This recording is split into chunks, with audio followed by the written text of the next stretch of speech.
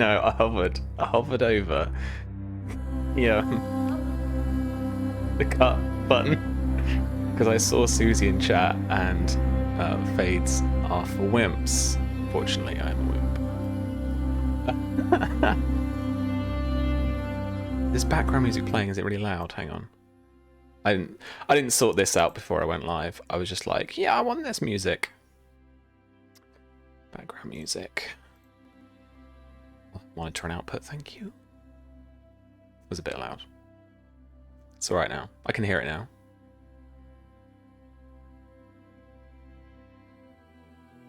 Desktop audio is the same. Oh yeah, of course it is. Dope. Oh man, alright. We're back with Ironsworn. Let's do this. Bearded Sam. I know Tom. Yeah, I haven't shaved yet. Oh man, I was going to as well, but then I had dinner and then I was sorting out magical kittens for tomorrow. You got blasted with the fantasy vibes. Yeah, that's fair. That's fair. I get so many more greys. Let's just shut up my nose for you folks. It's like, isn't that the grandparents angle? Hello, how you doing? You alright? Hey, Lady Purple, how you doing? So much work, so little time to shave. It's true, Tom. It's true. Should have had a clip today, but I'm being a Viking tonight, so it suits the mood, doesn't it? Really. I got a snoozy key next to me. Hello, you. What are you doing? Oh, you're so fuzzy. And we got our one shot tomorrow is Magical Kittens Save the Day, 2nd edition. I think it's a 2nd edition. Millie suggested it, so we're playing it, and it looks pretty cool. It looks pretty simple and easy to get to grips with. It's weirdly enough like a system that basically, in a weird way, most of those mechanics I've just had like percolating in the back of my head for ages. Like, no rolling for the GM. Monsters have a difficulty to hit. These aren't original ideas, probably. I'll just say that now. Like, these aren't original ideas. So, of course they're gonna be in a different game. Of course they're gonna be in a different game that I don't make. But speaking of a game I didn't make. Speaking of a game I did make, we got nominated for some Ennies. So please go and vote for us at the Ennies. If you hit up our Discord and our social medias, we've got links to that. The Ennies folks have posted up on Twitter and stuff anyway to start voting. But if you see us, please do vote for us. Thank you for the link, Susie. Perfect. So we got nominated for Best Cover, which I'm very proud of. It's this cover. Literally this cover. Isn't that just the most exciting, cool cover? Haim, the artist, I love his work. He's worked with Modifius on a number of projects. I got him to work on this with us. He's done a fair amount. He's done a good bit of the artwork, actually. Some internal pieces like that with the young NB agent there with their, like, you know, mentor handler. I think it was called like mentor or something. But I'm style and like, because it was kind of, I think he kind of helped me figure out the style a little bit. Like, it was kind of a bit graphic novel-y, but also, oh my god, the glare. A bit graphic novel-y, but also, you know, still quite nicely rendered. But yeah, the cover is just awesome, right? So if you like the cover and you haven't yet, please vote for us in the Ennies. It's also up for graphic design. My good friend Wit, who I roped in to do this with us, won LloydCon. If you don't know what LloydCon is, let me tell you a little story. It's a friend of mine. You'll all probably know him because he knows everybody in the fucking hobby. Lloyd Jan, you may have met him if you go to Gen Con and if you do the like walk in and play games on demand. That's what it's called. and he also runs the Games on Demand bit for UK Games Expo as well. Works at Modifius, colleague, a friend. I met him before I worked with him as well. And Whit was a friend of his from various cons. So I met Whit through LloydCon. LloydCon is the night before. It's the piss up the night before Dragon Meet, when we have that small convention here in London in December. So I met him 1 year, and he said he was a graphic designer. And then I realized that I needed a graphic designer. And then I spoke to him another year, and I was basically like, oh, I want to talk to you. And then managed to rope him into to work on it for us. But so the internal graphic design is what he is up for. And I think this is a gorgeous book. A lot of books, you'll put a lot of effort into like the page background, and it will be quite busy, and there'll be lots of like furniture around the corners, and the page numbers will like have some funky, digitized thing. Not our book. I wanted fairly clean white space. So fucking white it doesn't show up on camera. Jesus Christ. With like a sweet red vibe. Hang on, I can do this on. I can do this on my thing. Let me go to the play screen a second. Let me go to the play screen. We're over here now. Hello. I didn't keep the background music on in that scene. That was dumb.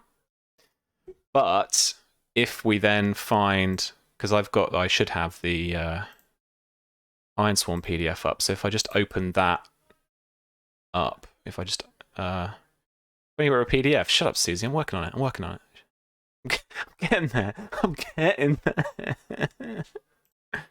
Don't come at me. Can't see what I'm doing. Layout? No. Maybe. Layout. Core rulebook. Digital edition. There we go. Okay. So you see now. Well, if I do it now. All right. This is the cover. All right. And then he did this. That's the next page. But this kind of style, this is what we went for, right? So let me flick through a few pages here. So this is what I'm talking about. This like red lettering, and we went through a couple of iterations of figuring out like what to there we go. Subs are right now. In terms of like lettering and italics, and we did a whole study on like spy film logos and stuff. The whole thing is also in terms of, I mean, we're up for I think it's interior art or something. No, because I directed the cover, that's why I'm thinking that. But I decided pretty early on to try and unify everything by this like red versus blue theme. So that's what runs through the book. And so this red versus blue kind of runs through it too. But the idea was that it was clean, it was sleek, it also had a kind of reference to that most famous role-playing game in the world that I can't name due to legal reasons. And so it has that, the underline behind the second heading and all that kind of stuff. So, we wanted that. We wanted clean and we wanted cool, and it really helps the artwork stand out as well. I think you see these like single pieces here. That's fucking fab. Try it in blue. Okay. Susie, you're credited more times than we are on the credits page. Yeah, that's fair. You do a lot for us, to be fair. I'm going to fade back now. We're going to have the nice music for a second. How much longer can I fluff before I have to play this game? Not that I don't want to play this game, just that, solo RPing to a stream is like a lot of energy, I have found. But fun. And yeah, thank you, Susie. We're also down for best rules, which I'm really chuffed for, but don't think we have a hope in hell. It's a 5e based game amongst a game of, of incredible peers. I like to think we did a great job adapting it. James, particularly on the NPC side of things, that I polished up, and then just sitting there on the tube every day, adapting the rules and changing stuff. And the secret is I didn't change very much, to be honest. and just kind of adapted things. Like hacking is basically magic. Don't tell anybody. Is this going to be my any speech if we get it? Didn't change anything. Don't tell anyone. Bye. Oh my god. All right, we should play this game, shouldn't we? Let me turn that off. Let's play Ironsworn. See, Fades of Wimps. Okay. Let's get some nice background music on. I think, not pirates. Dun, dun, dun, dun, dun, dun, dun, dun, dun, dun. Where is the thing? Come on now. That's what we had on. Lovely. Alrighty. So I'm still getting to grips with the game, and what I want to do, I just want to kind of have a little look through a couple of things. I really want to get some of the moves down, because I've kind of thought the moves are the thing that you really need to start to understand. So with a lot of games, and I haven't really played many Powered by the Apocalypse games, a lot of the games that traditional publishing, or like, more, I don't know, traditional RPGs, D&D, the etc. You learn a lot of little rules, right? And the key to playing that game fluently is that you know all of those little rules and how they interact. What I'm coming up against, for no fault of the design probably, but probably just kind of my grokking it and not being used to this, is that so many things are tied up in the moves that you can make, and everything's explained for you in those moves. But then again, in Ironsworn, I found that those moves, because they feel linked to each other, and there are certain moves that follow on from certain moves, or the logic of them does at least. You don't have to do them, but it kind of makes sense. So I really want to kind of get to know a little bit more about those. We had the strong hit, weak hit, miss thing. I get that, and the progress roll stuff. Was an action roll? Oh no, those things are not really different. You still roll the same way, but a progress roll just moves you along a progress track. Number of ticks along a progress track, I got a little fuzzy with that, and there's a lot of different variants. That wasn't particularly clear. This is some good advice. Fiction first, then move. What are you trying to do? How are you trying to do it? Envision it. Playing co-op or guided talk about it. You decide you are doing something or encountering a situation that falls under a move, make the move. Depending on the scale of the current situation, you might be visualizing a montage of days or the passing of a mere second. Always think from the standpoint of the fiction, even if it's obvious what move you'll make. Then translate the fiction into the mechanics of a move, and back to the fiction again as you play out the results. I mean, that's good advice. It's good advice generally, I think. But there is something about just knowing those moves well, knowing them intimately and what they do, means that you can be informed, and also it can actually inform like what you're meant to be doing. Not everything is a move. Oh well, I mean, look, this is going to be the advice of, don't make everything a dice roll, right? Don't make every action in D&D a fucking D20 roll. Like, no one needs to roll a D20 to walk across a room, well, as long as you've got a normal floor and both feet on the ground, I guess. Make moves matter. Yeah, I mean, that's advice I'm familiar with as well. Group moves. I have to worry about group moves, really. Making progress moves, reach your destination, end the fight, fulfill your vow, and write your epilogue. See, now that's my point.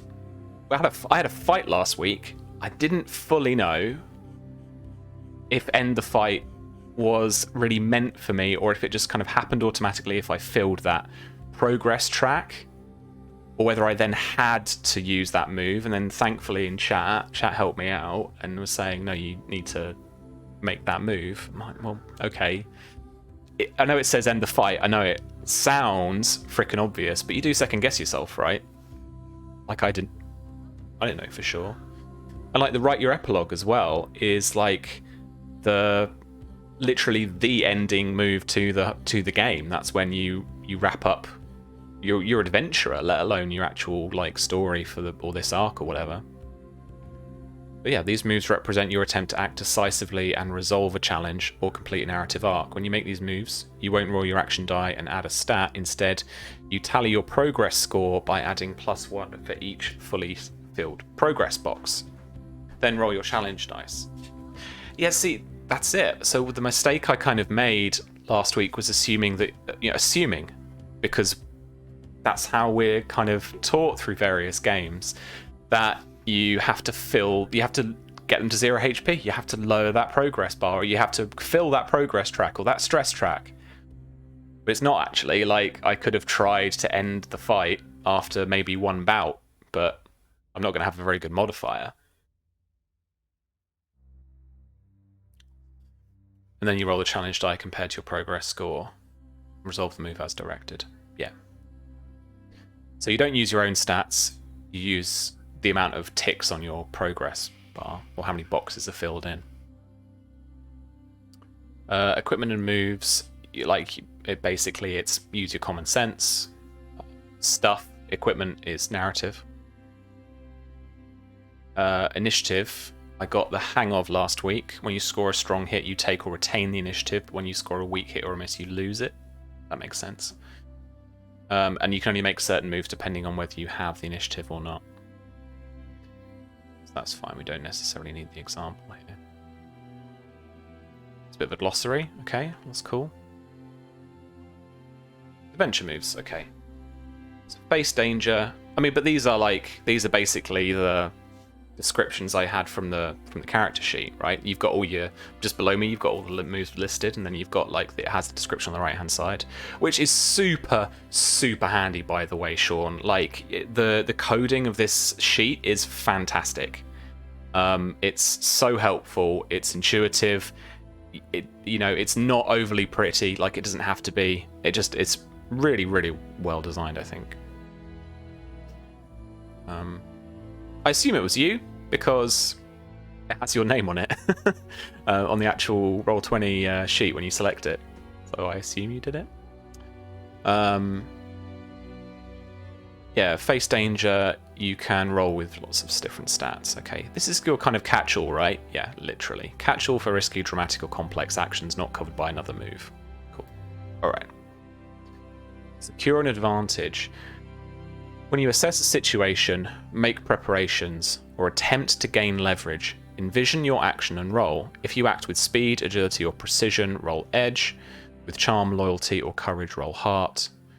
Aggressive action, forceful. So again, yeah, similar to face danger, you envision your action and roll plus your most relevant stat. This move, however, is proactive rather than reactive. You're evaluating the situation or strengthening your position. This move gives you an opportunity to build your momentum and improve your chance of success on a subsequent move. So what? So a strong hit, you gain an advantage, choose one, take control, make another move now. When you do, add +1, or prepare to act, so to take 2 momentum. And I burnt my momentum last time, didn't I? Which I think was... But then I got another one for making that vow. On a weak hit, your advantage is short-lived. Take +1 momentum. So you can't make another move now, that's fine. On a miss, you fail on your assumptions, and your assumptions betray you. Pay the price. See, that's the thing I was getting confused about too last time. Do you have pay a price? Somewhere here? Not on these ones. Maybe... Okay, so these are the... Oh, okay, you've got relationship moves. Oh, so buff. When you spend time in a community seeking assistance. Okay. Draw the circle. You challenge someone to a formal duel or accept a challenge. Forge a bond. Test your bond. We did a bit of that last week. Need your ally. Write your epilogue. Combat moves. So pay the price. Unless that's something else. Where is pay the price? No. Turn the tide. I think I tried to do that, right? I can't remember now.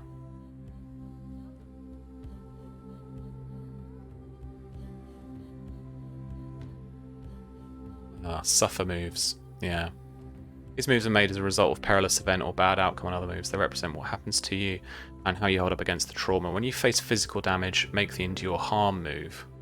When you score a miss on an endure harm move and your health is 0, you may need to face death.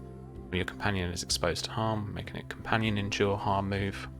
When you're demoralized, afraid, or acting against your best intentions, make the endure stress move. Making a suffer move is not, however, the only possible outcome of failure.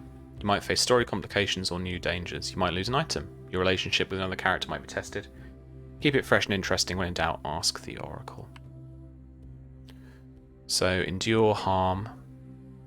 When you face physical damage, suffer minus health equal to your foe's rank. That's where I was getting confused and missing out. I didn't know where the kind of HP thing was happening, but it's actually in this move. So that happens first, and then you roll by the looks of it. Pay prices, page 105. Lloyd! Did you miss me talking about you at the top of the episode? Yeah, but then you actually roll and do it all. Yeah, you're troublesome, dangerous. We had a dangerous foe for last week.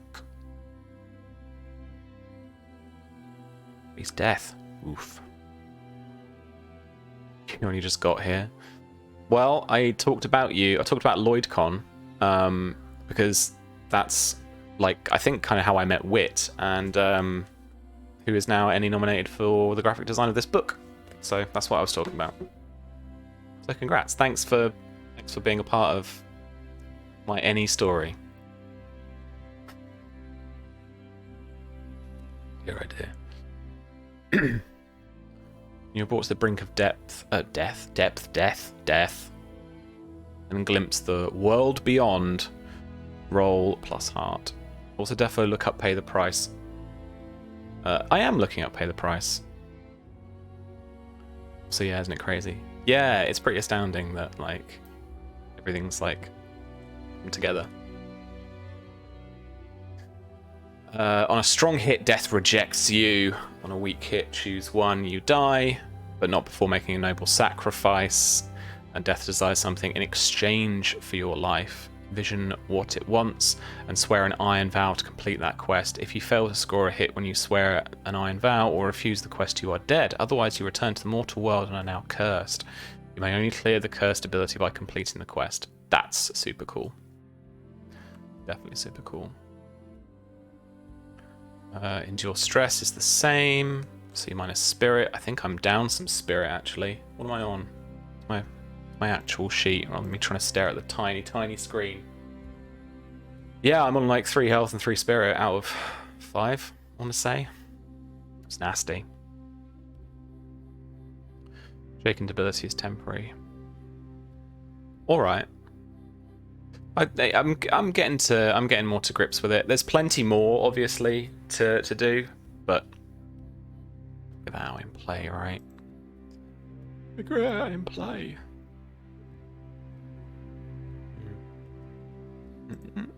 Alright.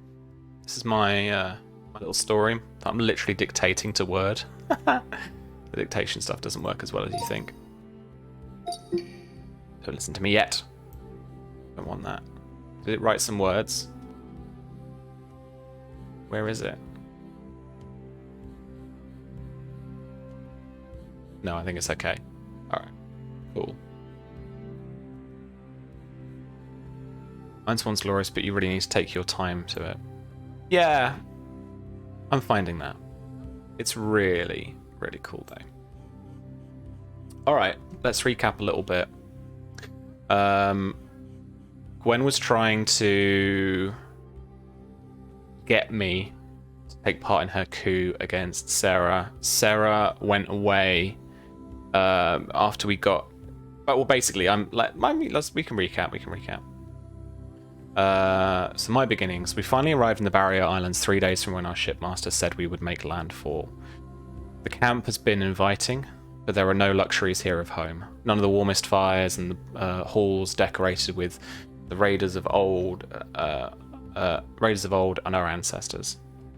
But there is an uneasy feeling as we plan for our new life to make for the havens north to the northeast. So yeah, so the map's like it's got thing to the northeast. Dictation's all right, Lloyd. It's like it doesn't like my pauses. It just punctuates the whole thing, as you can see. This isn't copy edited or anything. It's straight off the dictation thing. So yeah. Gwen approached me and spoke to me about how Sarah was not planned well for our journey, and I worry for our own safety. I worry for my wife's safety. I worry for my baby's safety. From what Gwen told me, it's clear that Sarah can't truly lead this caravan to the heavens. And so it really should be Gwen.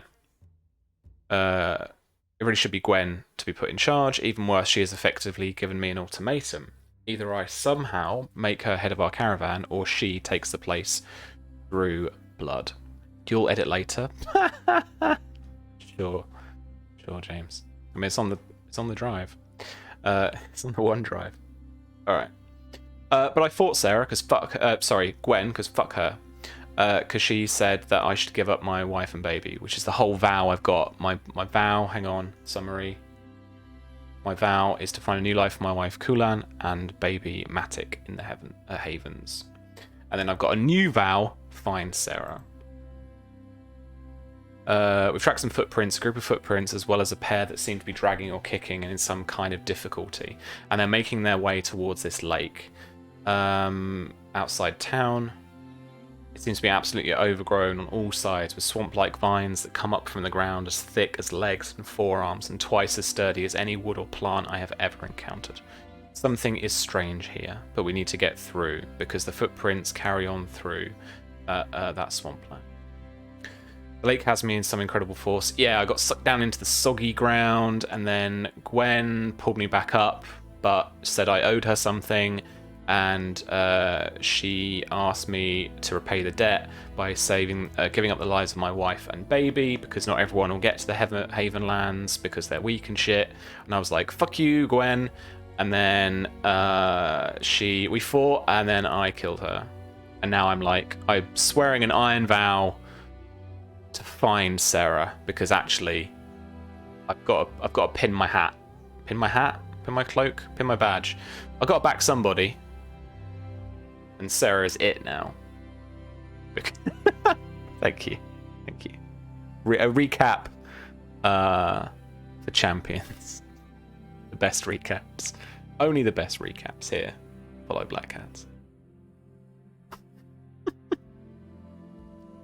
Mainly fuck her and her fucking stupid plans. Alright, Euros. What do we got to do? Okay. So we're in this fucking swamp, right? Let me put on some swamp music.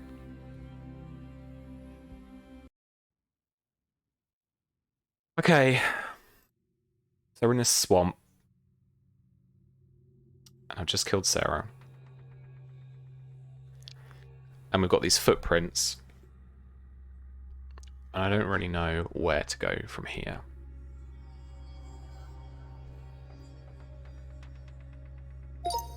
Everyone seems to be looking for me now, for some kind of direction, some leadership. That really isn't me, so I don't know what they want me to say. But luckily, I remember I have this really cool move. Oh no. Don't need the Oracle. We might need the Oracle. That depends on whether where am I? Oh, my assets. I've got Augur. This is fucking sweet. When you summon a flock of ravens and ask a single question, roll wits. On a strong hit, you interpret their calls as a helpful omen. Envision the response and take 2 momentum. On a weak hit, the crows ignore your question and offer a clue to an unrelated problem or opportunity in this area. Envision what you learn, ask the Oracle if unsure, and take +1 momentum. So, I'm going to use the Augur thing, right? That's super fucking cool.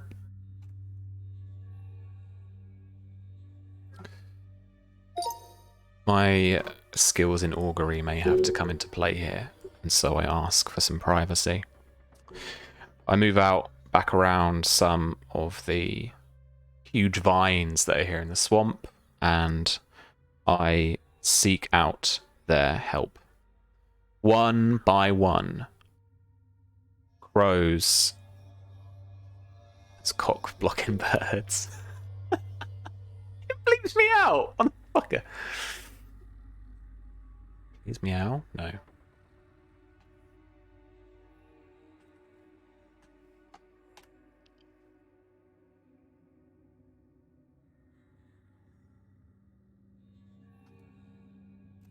Crows start to descend from the sky.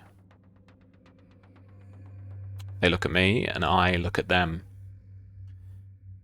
And I ask them a single question. Where's Sarah?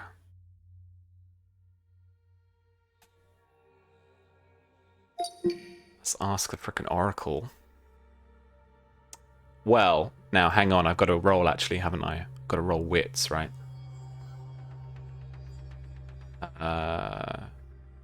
Oh, so I'm just going to roll it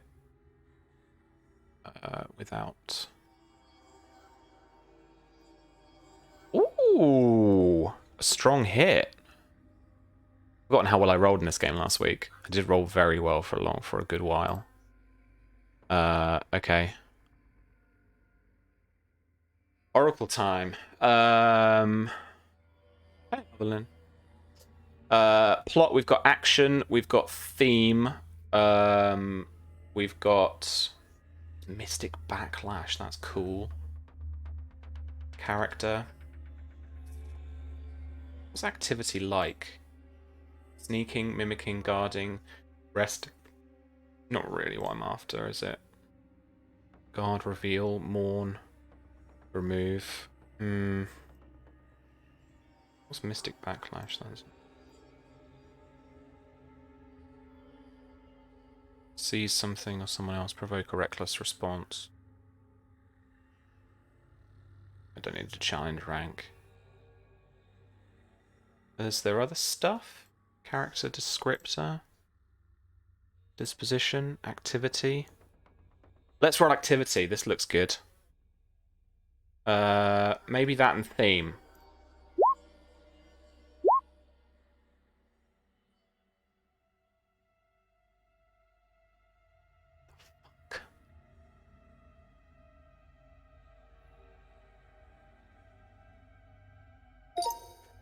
They core two words to me.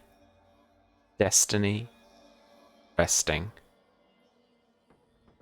No one else can hear their words, they just hear the core of the crows, but I look at them and I still don't know what I have to do. What could destiny resting mean? Destiny is like... We've got blue sky this, folks. Destiny is like... Hang on a second. Destiny, we can do this. Synonyms. Destiny, fate, future, luck, providence, fortune. So it could be like monetary. That could be like a link to it. Relaxing, sleeping, pacing, laying down. So at least she's like, you know, sleeping. Or at least she's resting. Destiny resting. That sounds kind of profound, but maybe isn't. Do you know what I'm reminded of? I'm reminded of Euros's baby boy. Maybe there's something in that. His name is Matic.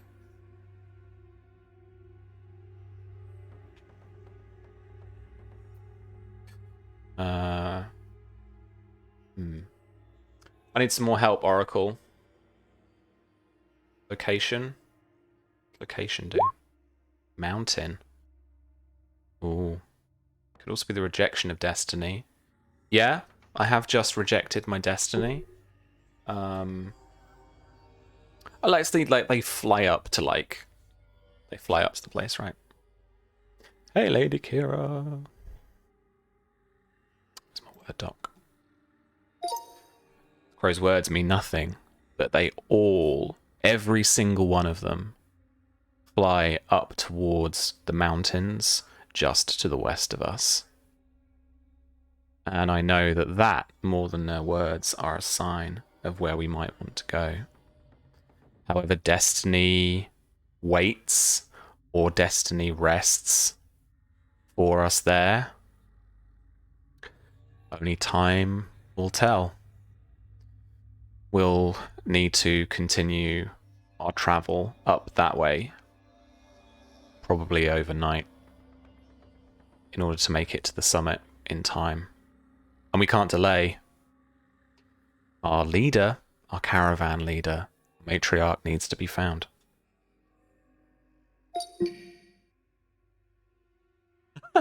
These ravens just like speaking. Can you just speak in normal sentences, please, with syntax and stuff? Really helps. Thanks. Well, I got my. I think it was cool. I got my augury thing. Whatever. I'm about it. Okay. So, I'm on 3. Don't worry about that. I've got on progress here. The Gwen fight. The Gwen fight I'm done with, so I don't need to. I can delete that one now.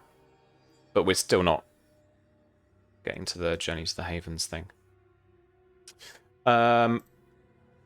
Okay, I think we let's make it up this mountain, but then let's see what's at the top of this mountain. I'm going to consult the oracle again. Is that actually down as a move as well? I think it is, isn't it? Ask the oracle, yeah. What you say? Determine how the other characters respond to trigger encounters or events. You may draw a conclusion. Decide the answer based on the most interesting and obvious result. Brainstorm will use a random prompt. So that's like just use one of the tables, right? So let's do that. A descriptor.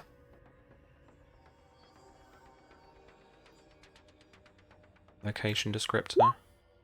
Remote. Oof. And theme. Remote danger. Oh.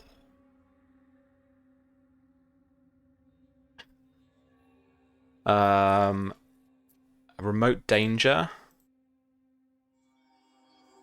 could be like a perilous cliff overhang thing. Or remote, definitely on top of a mountain at least. Remote would absolutely mean like kind of perilous rocks and like climbing bits and stuff like that.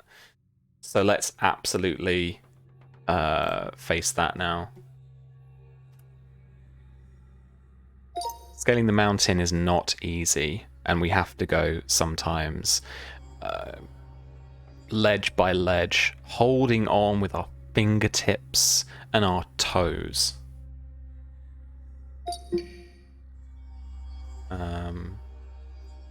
Let's face danger.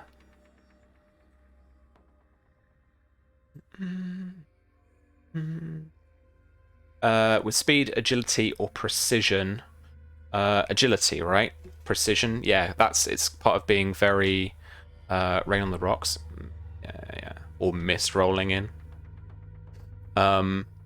Charmlessly, aggression, action, deception, stealth, expertise, insight. No, this is definitely edge. This is definitely edge.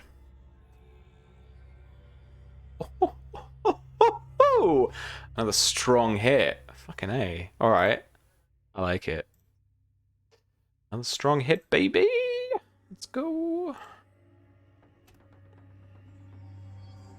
I didn't even read what a strong hit actually does for me properly.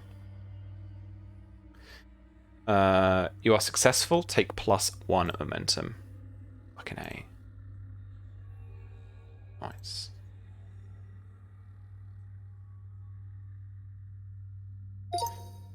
Luckily, we make it over. And in front of us, the other side of the precipice, is a free-standing rock that juts out at awkward angles and casts an incredible sight of the valley below. And inside, a little nest, about big enough for maybe a dog or a cat to sleep in. Curled up as best she can. In the straw is Sarah. And then a roar from behind us, and a horrible, furry troll steps forward, ready to defend. Oh, I clicked off there, that's why it stopped. Ready to defend its dinner. Dinner. There we go. I don't know why I did that. Oh my god. Alright. How freaking dangerous is this? Ask the Oracle. There's like a danger thing, isn't there? Oh yeah, and it's in Oracles. Challenge rank. Let's roll it. Troublesome. Okay. I'm good with troublesome. That's not too bad, because troublesome is like the 1 to 20. Sounds like a date night. Mate, if this was a Star Trek episode, it would be like horny on the holodeck. Let's try and, I don't know, women, eh? Whatever they do in TNG Trek. Alright, it's troublesome. Let me find the bit about troublesome doodads on here. Let me go back to the PDF. So troublesome cause 1 stress. I need the stuff about progress things though, don't I? Is it in the basics?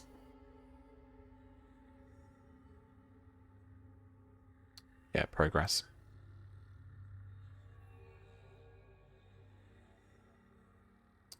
The ranks are troublesome, typical challenges, dangerous or formidable. Epic and extreme challenges require great effort and luck to overcome. Guidelines on foes are on 134. Marking progress. Yeah, we got about progress rolls, that's fine. Maybe I have to go to that page. Let's go to page 134. Okay, common enemies. 3 progress per harm. Inflicts 1 harm. Okay, cool. So let's drop that. And let's check out the rolls. Do I start with the initiative? I got a strong hit on the previous one. I guess I do. Enter the fray. Oh yeah. See, Velen, that's what I mean. Is these... It's these freaking specific moves. Okay. I mean, it's wrong initiative, right? Enter the fray. When you enter into combat, set up the rank of each of your foes. So troublesome, 3 progress per harm, inflicts 1 harm. Then roll to determine who is in control. If you are facing off against your foe, roll heart. Moving into position against an unaware foe, or ambushed, roll wits. Doesn't feel like an ambush, as it kind of like made itself known. It was that typical kind of showing off, you know, D&D monster type thing. Facing off against your foe, roll heart. Let's roll heart. Or I click the roll here and then I roll heart. No modifiers. A weak hit, which means choose 1. Bolster your position, take 2 momentum, or prepare to act, take the initiative. I will take the initiative, and what we will say is... Luckily, our fighters are in position. Our Ironsworn have surrounded this troll. It's young, It looks scared in its eyes, and we are ready. Raising my spear, backing up behind my shield, I prepare to fight. Let's do it. Strike is when you have the initiative and you're in close quarters. I have my sweet ass fucking spear though. When you face danger, holding a foe at bay using your spear's reach. Okay, right. So that's only face danger. What I want is no, that one. So this sheet was intuitive, but clearly did not have this idiot to contend with at times. All right. Can I do face danger even if it's fighting? When you attempt something risky or react to an imminent threat. Anyway, I'm not going to use that because it is meant to be strike, right? So, when you have the initiative and you attack in close quarters, roll with plus iron. When you have the initiative and attack at range, roll plus edge. I have really good edge, though. That's the thing, right? I don't really have, like... Spears are thrown, right? Fuck it, this is my story. Spears are thrown. I'm going to launch my spear at it and see if I can hit it with edge. Because I have good edge. No modifier yet. Strong hit. Nice. And then I need to do a progress track for this. Troll. It's troublesome. My melee weapon, my deadly weapon, has 2 harm. So I inflict 2 harm on that. And so... Where's my fiction? I launch my spear at its chest and it impales the troll. It falling backwards, stumbling a few feet, leave our Ironsworn in a clear position to attack again. That means I still have the initiative, right? So I can strike again. Let's do it.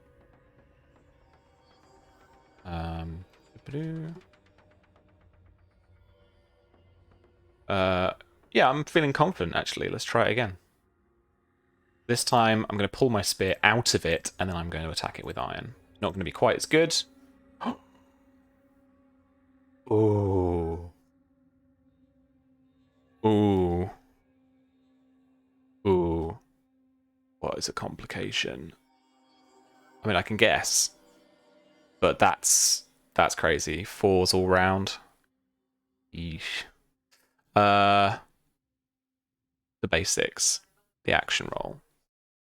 Crit fail? Fucking hell. Alright. Good. Strong. Your moves, your character. Let me find... Oh, there is an index. Okay. Complications. Complications. There is no entry for complications? Really? That says complication.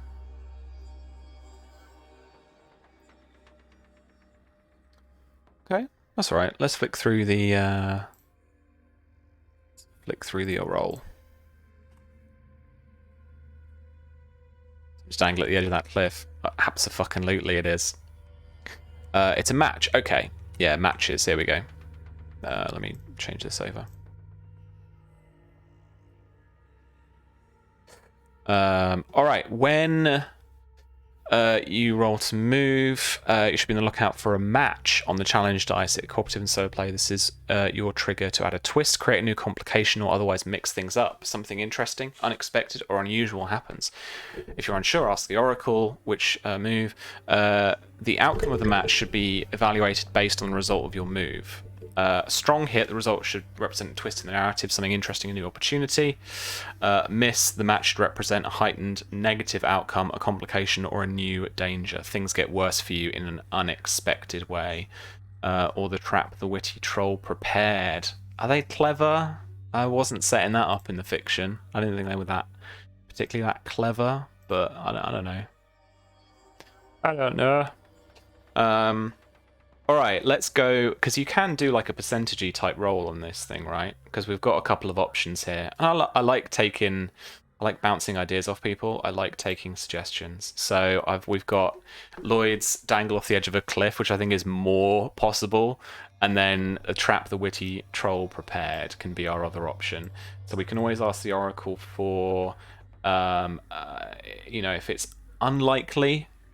So if it's this unlikely roll, basically, if we get it, then it's a trap, and we fall through into something. But if it's just the other way, then no. Okay, so I just dangle from the cliff. Okay, that's fine. My spear gets broken. Yeah, I'm about like losing my spear. I can always get another one later, I guess, and that removes my spear attacky thing, the asset I've got. All right, so let's think about this. Okay, I pull out my spear and I try and attack the troll once again. Instead, the troll comes with me and I can't dislodge my spear from its chest, bleeding a putrid green blood all over me. It pushes me further and further backwards until my feet find air, and only my right arm manages to grab onto the edge. My spear, still in the troll, moves backwards with it, as thankfully more of my Ironsworn soldier comrades come in and start to overpower the troll itself. But I have to get myself back up. This precipice is hundreds of feet down. I will certainly die if I lose my grip. The drama. I've got to chill out after this bit. I've got to have like a bit of a rest and relaxation. Oh man. I'm facing danger. Absolutely facing danger. And I'm gonna roll endurance plus iron, right? Yep. Yep. I fucking hate iron.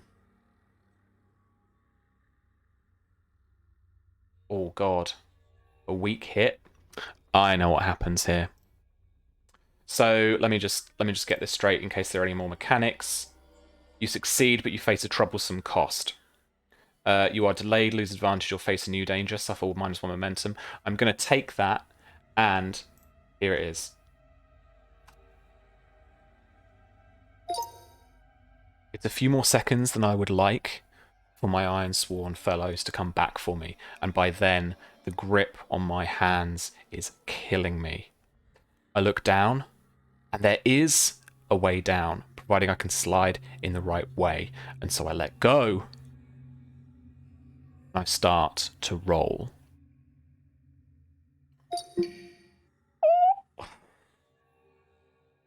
Am I putting myself through the ringers here? Is this a bit much? Or is this... Are people usually like, oh, well, I'll do a bit of camping thing, then I'll do a bit of this, and then I'm well prepared, got lots of momentum, and then I'll do a thing, and then I'll spend lots of time relaxing, and this, that, and the other.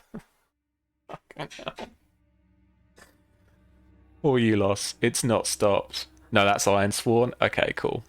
Fine. Great.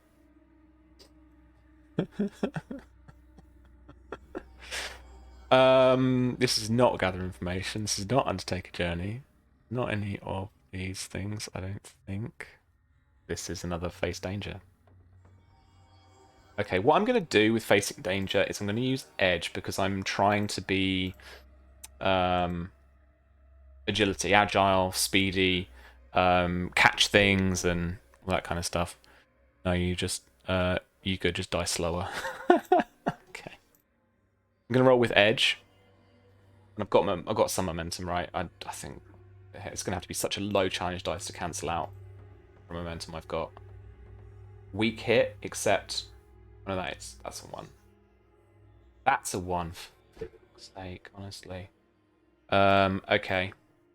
Face danger again. You're delayed, lose advantage. You're tired or hurt. You are dispirited or afraid.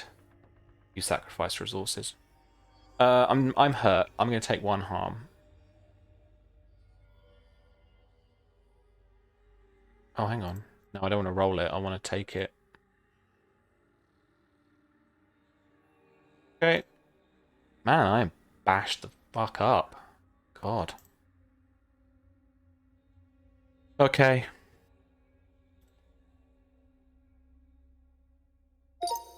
I try my hardest, but I can't grab onto a bush or a rock or anything as I tumble further and further down the side of this mountain until, as if it seems like the world has been spinning around me for decades, I crash into a hole in the ground.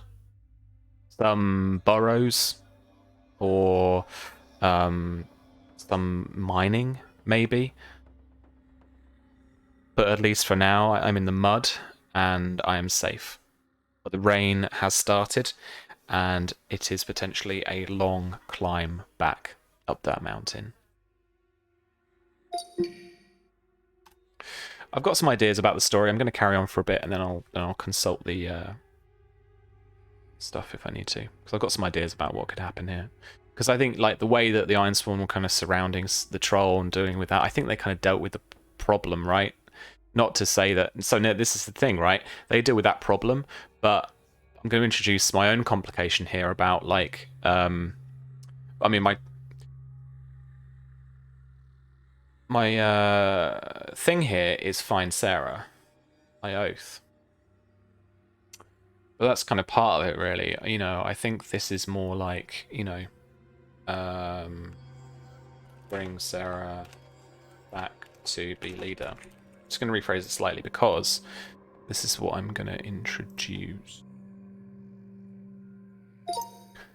Late into the evening, but following the torches of my fellow Ironsworn, I can finally catch up with them. They're clutching Sarah, carrying her back to camp, back to the town that we've managed to stay in. However, Sarah is still asleep, unconscious, and they have not been able to rouse her. Some spell or some injury has taken her, and so we cannot really restore her into her position unless we do something about it. Right. So, I'm gonna look at what the other like recovery moves are and stuff. Like we got her back. Oh, there are some progress moves, right? So I think I feel like we worked towards completing the vow, right? When let's go back to the rulebook. So like I've done part of my vow thing, right? Like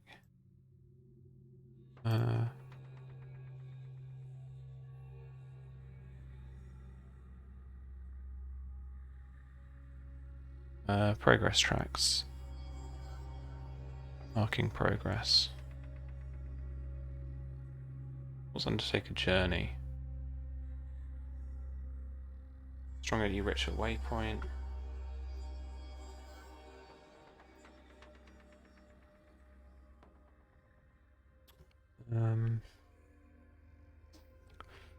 Weird, no? It's making progress on your quests may stretch over many sessions. You'll perform specific moves to advance towards your goal. For example, when you travel, you undertake a journey and mark progress. Similarly, when you fight, you strike or clash. When you move forward in your quest, you use the reach a milestone move. There we go. Okay.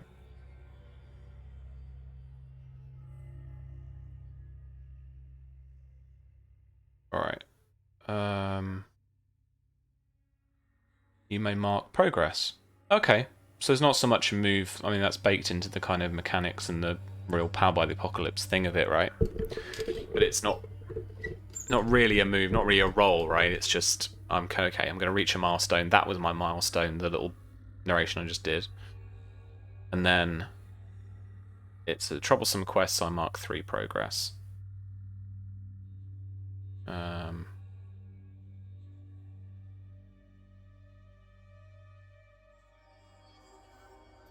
So when they are...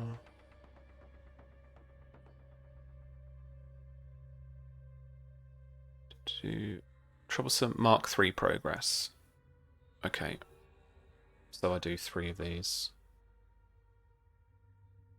Oh, it does that for me already.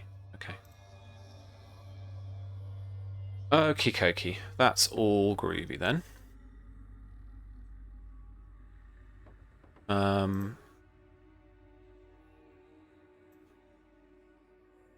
Now,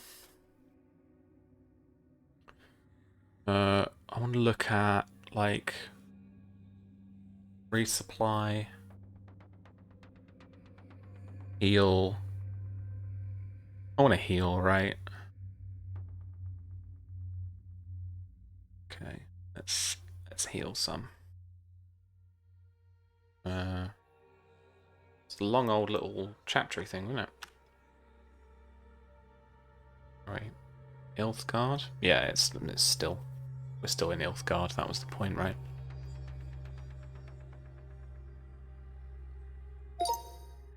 When I... Quite... When I return back to Coolin, I am covered in scrapes and have a bloody nose. And so she asks what happened. I tell her as much as she needs to know. I don't tell her about Gwen's plans.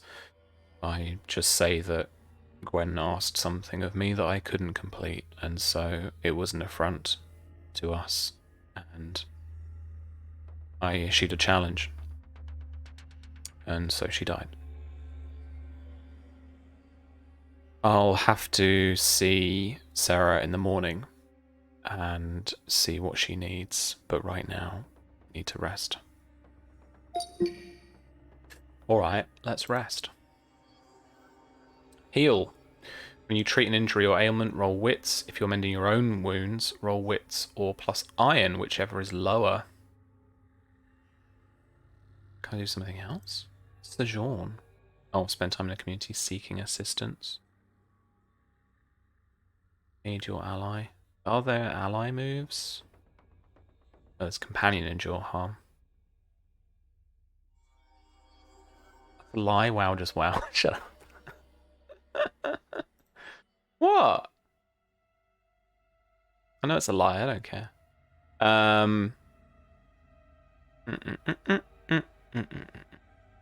Heal. Let's just do it. You're healing your own, roll wits or iron, whichever is lower. Well, it's going to be wits. It's going to be wits. Great. Freaking great.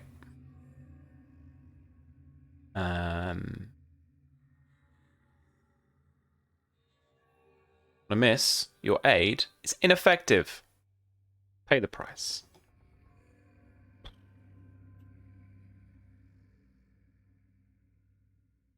Price. Pay the price. Pay the price. Pay. Boop. Okay. When you suffer the outcome of a move, choose one. Make the most obvious negative outcome happen. I just don't heal. Or he gets infected. There's just 2 negative outcomes. Or I could roll on that. Let's roll on this. A new danger or foe is revealed. The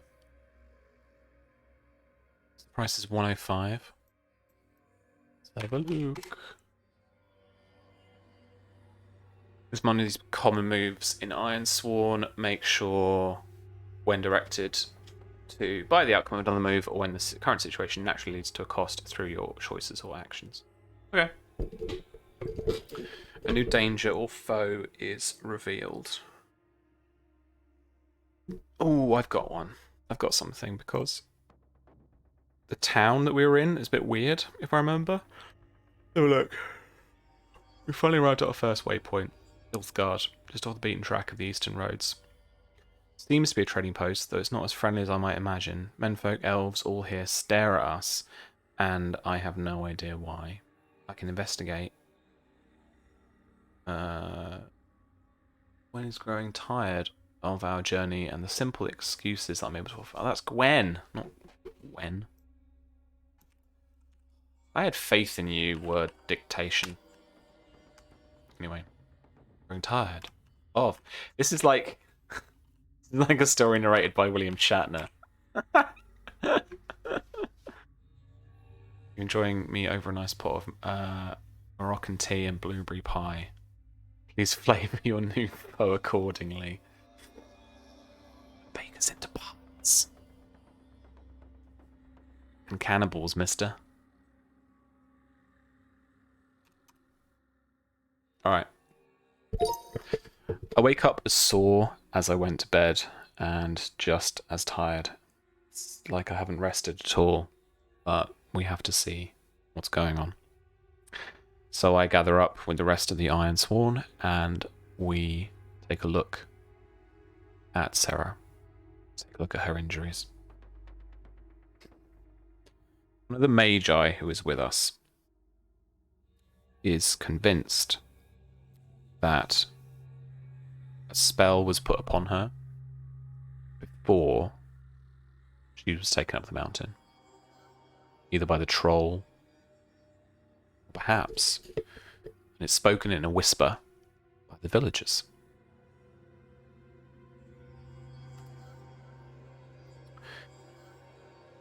They recommend investigating the town and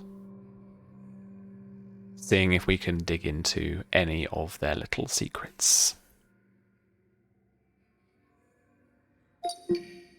Alright. Gather information. When you search an area, ask questions, conduct an investigation, or follow a track, roll wits. If you act within a community or ask questions of a person with whom you share a bond, nope, add +1. On a strong hit, you discover something helpful and specific. On a weak hit, the information complicates your quest or introduces a new danger. Envision what you discover and take +1 momentum. On a miss, your investigation unearths a dire threat or reveals an unwelcome truth that undermines your quest. Pay the price. Oh, God, I'm bad at wits. Okay. Okay.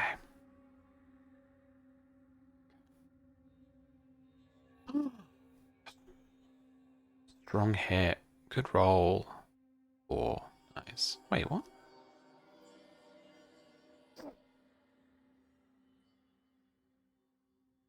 Am I rolling with advantage? So weird. Why is it keeping highest? Keep lowest 1?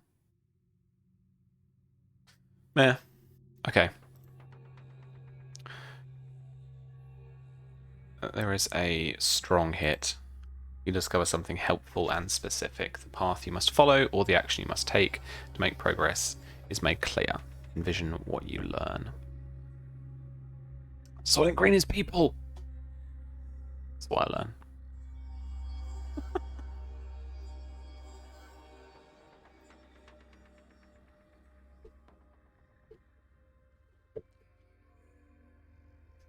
Okay.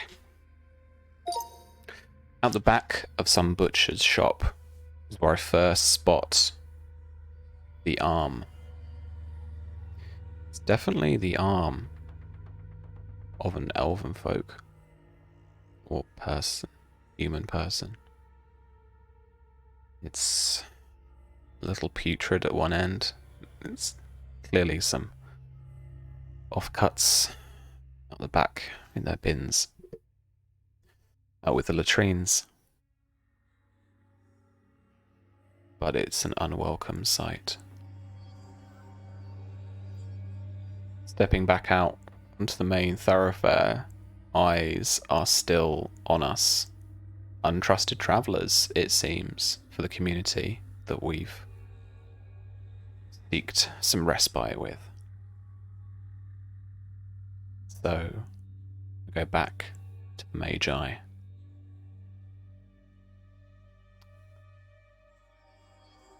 And I tell her of the tattoos, of the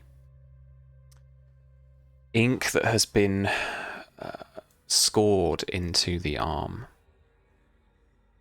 Symbols, strange connections, a strange language, an old elven language.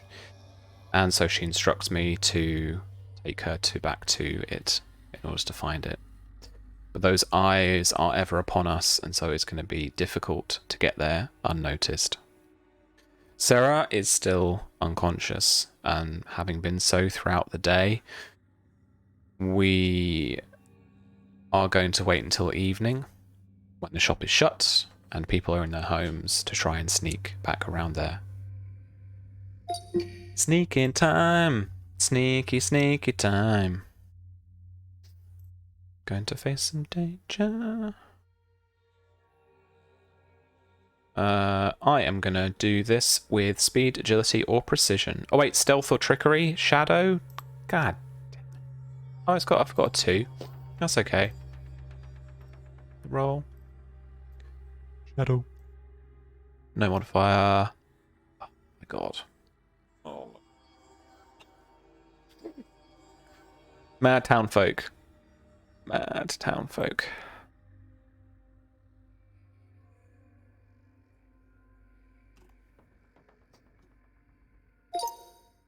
When we move, the two of us are spotted, and the butcher, with his almighty cleaver, comes round the corner, asks us if we are dinner too. The omission of for dinner, not are we for dinner. No, wait, hang on.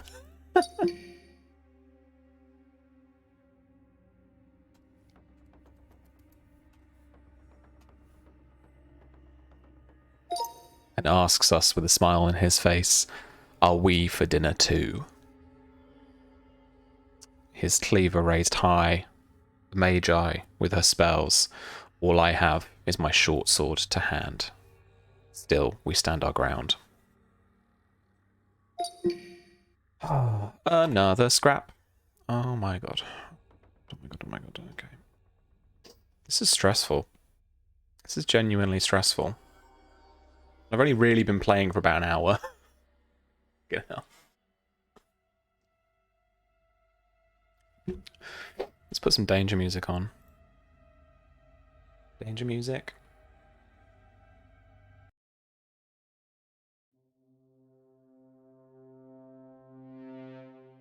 Danger music. Okay. Enter the fray.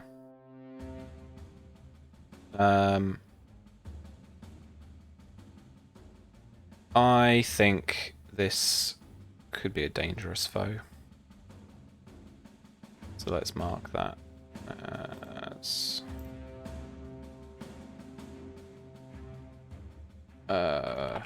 butcher.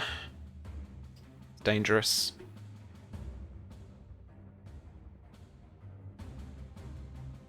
A challenge thing. There must be something else. I don't know about that. Okay. When you enter combat, set the rank of each of your foes, then roll to determine who is in control. If you're facing off against a foe, moving in position, or you are ambushed. Facing off against your foe, roll heart. Oh, for fuck's sake. On a miss, combat begins with you at a disadvantage. Pay the price. Your foe has the initiative. Okay, cool. You are separated from something or someone. Okay.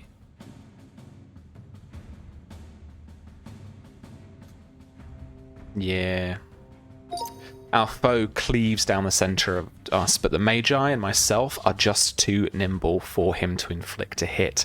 But now, with barrels crashing down from the back of the shop, or with putrid water splashing out from them, I am now separated from the Magi, and the butcher turns on me. Your ass is not making it out of this, man. Just not making out of this very quickly at all. Like, oh my god. Okay, so I'm at a disadvantage. Yeah. Poor Magi. Well, they're kind of on their own, right? So, you know, they can go back and get help potentially, or just fuck off, which is probably what I'd do. Okay, we're fighting. Quest note, combat moves. Clash. When your foe has the advantage, which I presume they do now, combat begins with you at disadvantage. Your foe has initiative. Yes. Clash. When you fight with them in close quarters, roll plus iron when you exchange a volley at range or shoot at an advancing foe, roll edge. On a strong hit, inflict your harm and choose one. You have the initiative. On a weak hit, inflict your harm, then pay the price. Your foe has initiative. On a miss, you are outmatched and must pay the price. Your foe has initiative.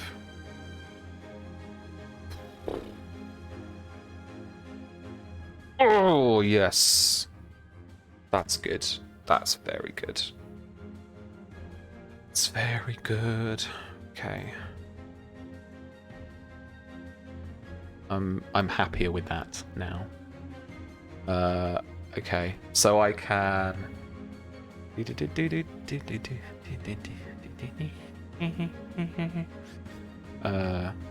progress? Hello. So I can mark some progress against the butcher. And I have the initiative now, which means I can strike. Let's just do this very quickly. I duck and weave against his blows. His cutting weapon means he can only strike one way, and so I'm able to deflect, parry, and set myself into an attack position. Let's do it.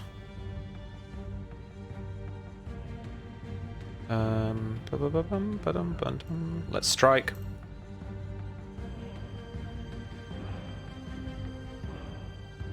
Oh, for fuck's sake. Your attack fails and you must pay the price.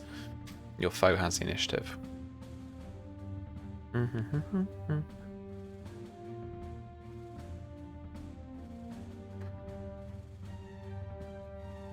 the most obvious negative outcome happen.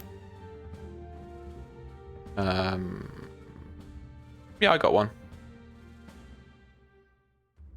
So I take harm. Shit, I take 2 harm. Because they're dangerous, right?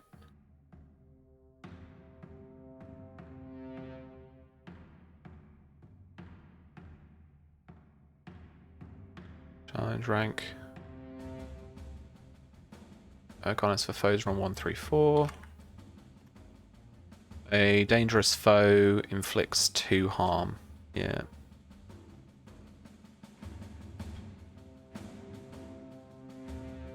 I'd like die in session 2. Jesus Christ.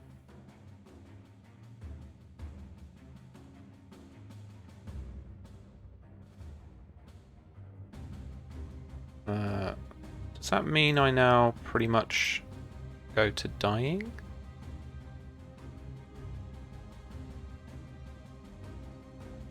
I must endure harm, right? It's the move I have to take now. When you face physical damage, suffer the health minus 5, which is an appropriate situation. If your health is 0, suffer minus momentum equal to any remaining minus health. Then roll plus health or plus iron, whichever is higher.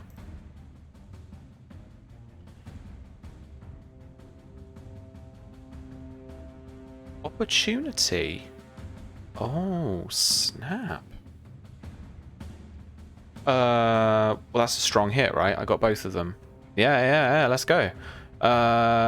Shake it off. Your health is greater than 0. Suffer minus 1 momentum in exchange for plus 1 health. Embrace the pain. Take plus 1 momentum. Your health is greater than 0. Suffer minus 1 momentum. That's the problem. Embrace the pain. Take plus 1 momentum.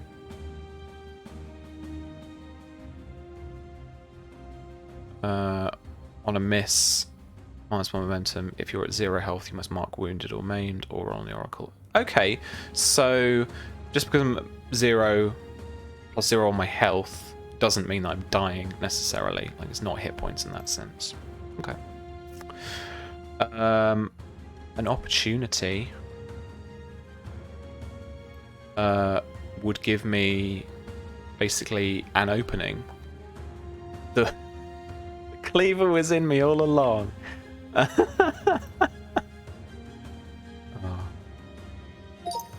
fumble, and the butcher is faster than he looks, and very quickly his cleaver is in my rib, stuck on a bone. I scream out in pain, hold onto his arm, and kick him away. The cleaver remains in place, but now I have 2 weapons.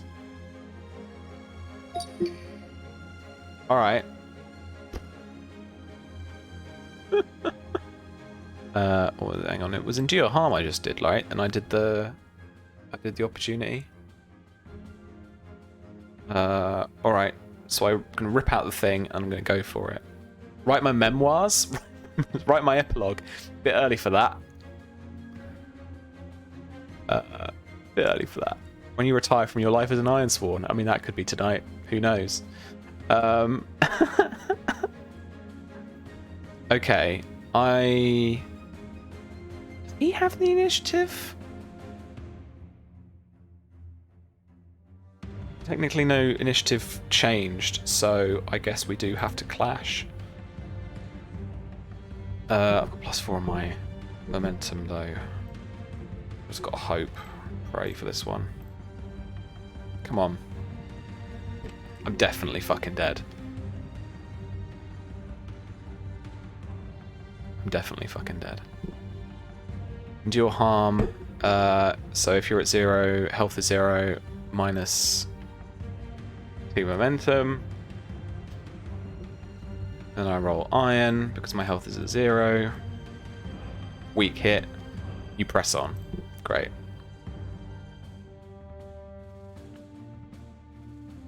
I'm gonna try turning the tide. Fucking risk it all. Let's do this. You may steal the initiative from your foe and make a move, not a progress move. When you do, add +1 and take +1 momentum on a hit. Okay. This is it. Turning the tide. Go try and turn the tide. Let's set myself up. He's still too quick and presses a thumb into that rib wound. And again, it pulls me back. I scream out in pain. The whole village must know we're here now. But then, well, that means that the subterfuge has been dropped. That means the Ironsworn should be coming back.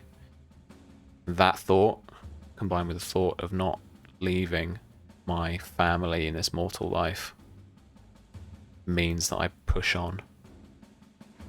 I must turn the tide. I attack him with everything I have. Both weapons. Striking high and low as best I can. Okay. This is clash again, right? Oh no, so I take the initiative. That was what that was. Turn the tide. Steal the initiative and make a move.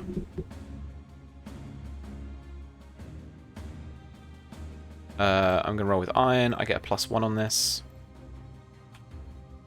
I'll take +1 on a success. Strong hit. That's what I'm about. Oh.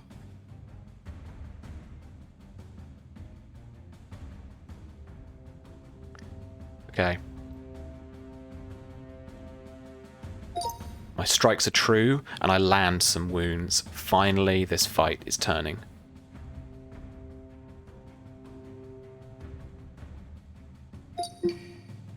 Wait, what? Where did that all disappear to?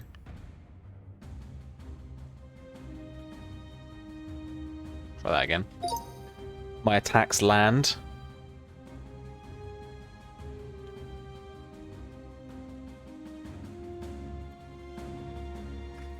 And my blows are true, and I finally land a wound.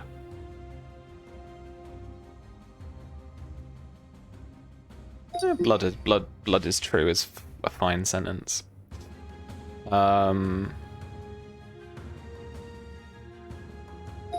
Finally, this fight is taking a turn. Alright. I've done strike. What else is there? Combat moves. Turn the tide, end the fight, battle. So end the fight would be +4. It's not too bad. Do I want to try and end the fight? And score a strong hit, you may resolve the outcome of this fight. If you do, on a weak hit, as above, but you must choose one. On a miss, you must pay the price.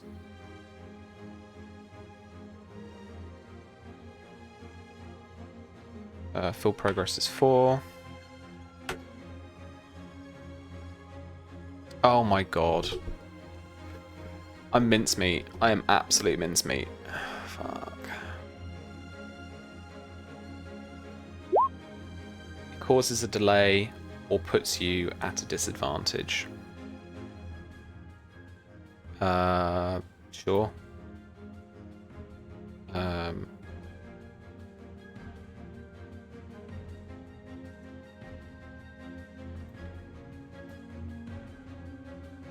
His strikes, even his unarmed strike, seems to be stronger than anything I've seen of any person.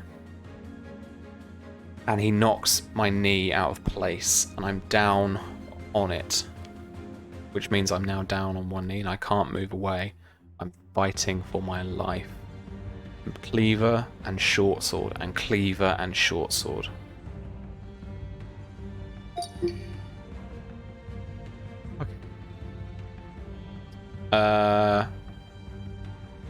Doesn't change my initiative though. No? If you miss, you have lost this fight. Oh shit. Oh shit.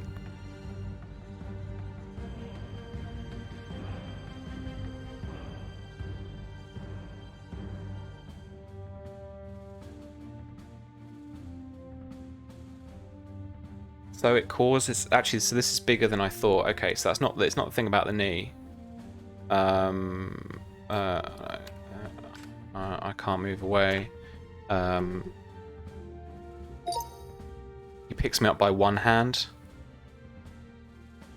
and he sends me into the black abyss with his other fist. Oh, fucking hell. Oh, man.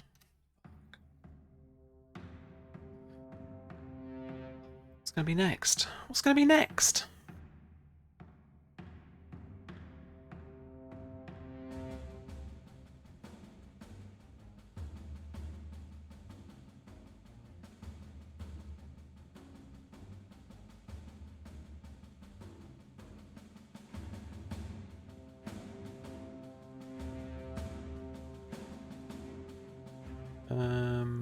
Settlement trouble.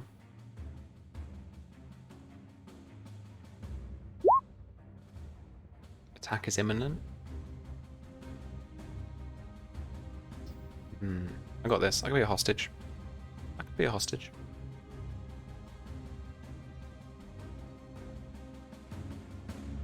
It's it's bad times music. Bad times music.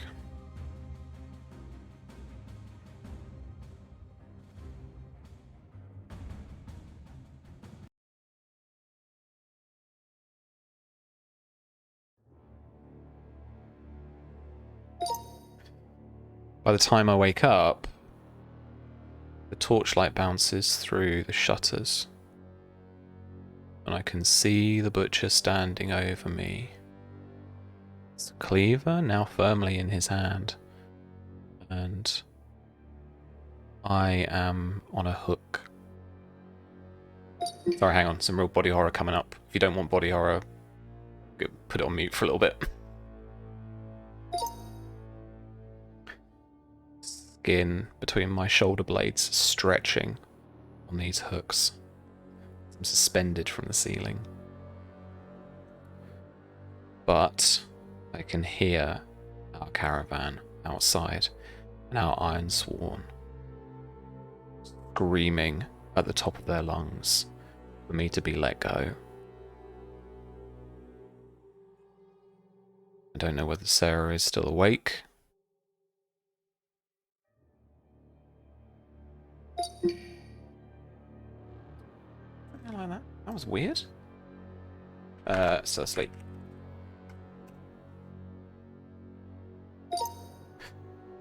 I don't know whether they've taken people to safety before coming back for me. And I realise I couldn't even tell you what day it is or how long I've been unconscious for. But along my arm and across my bare chest, there are those stinging, inky stains of strange patterns and strange language. He has done this to me.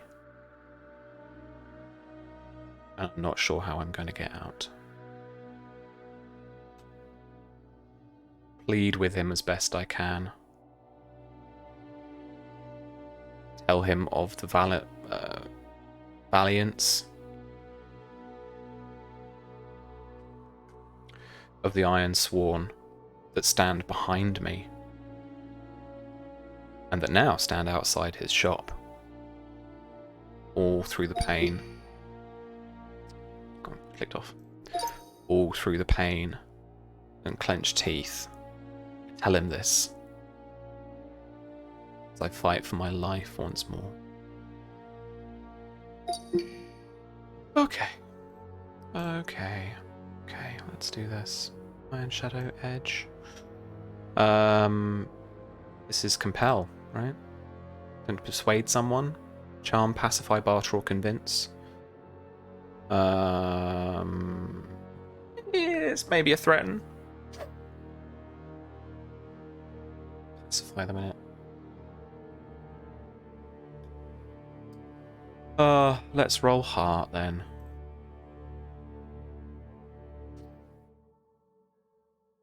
I'm going to be bad at this. Weak hit, okay, what's a weak hit? As above, but they ask something for you in return. Envision what they want. Ask the Oracle if they are unsure. Well, they want meat, right? He wants an exchange.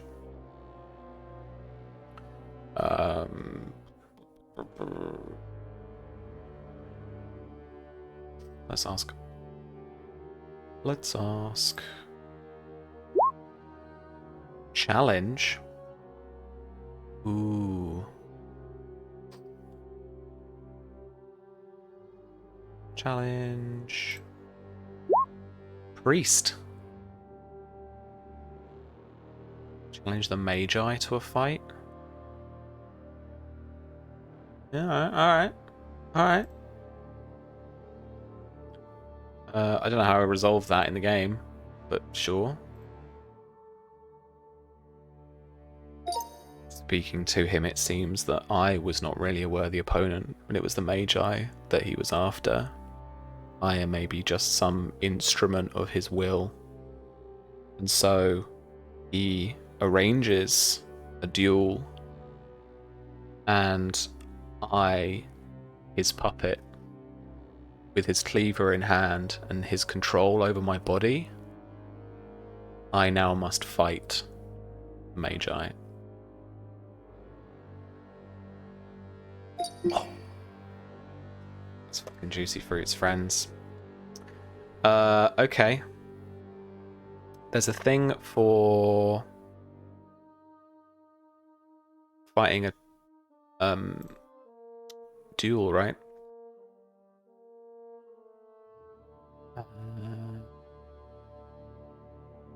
Draw the circle.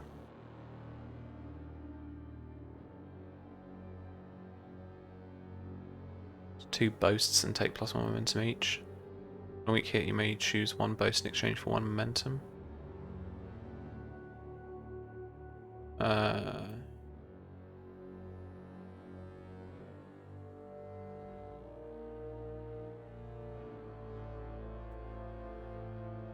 It's like a to the death thing, right? I didn't really compel this duel either. I didn't do this.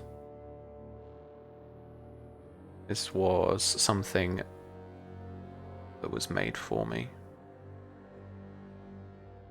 So I'm going to enter the fray and face off. Let's make the Magi dangerous as well. That only, definitely makes sense. I have no health. A cool spirit. Fucking hell. Let's enter the fray. Facing off against my foe is Heart. Strong hit. Okay. No, a strong hit, take 2 momentum. You have the initiative. Alright.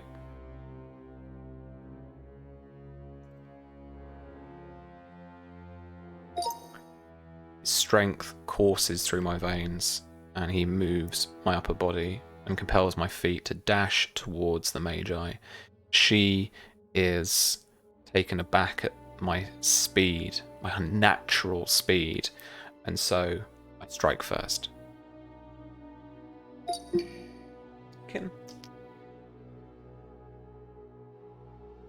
Oh, very sleepy kitten.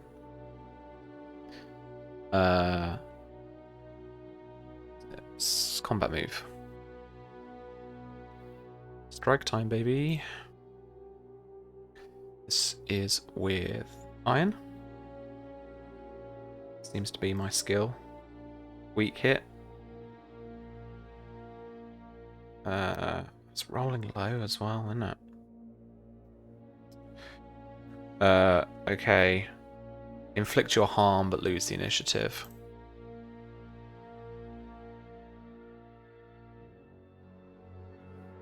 Okay. My cleaver is buried into her shoulder, but she quickly moves me out of the way for the force of wind alone.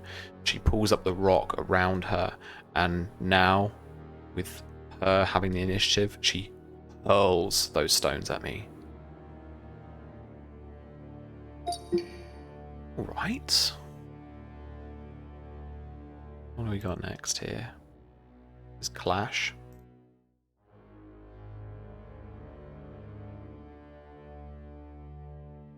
With Iron. Oh, a weak hit. Alright, nice. Inflict your harm, but pay the price.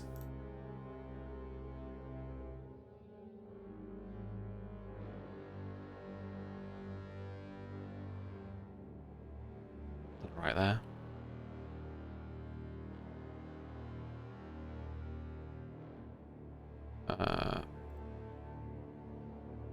Then I gotta pay the price.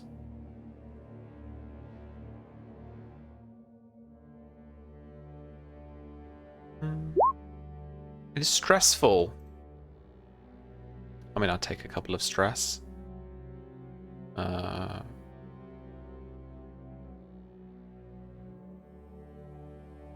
Yeah, I'll take a couple of spirit hurt. That's fine.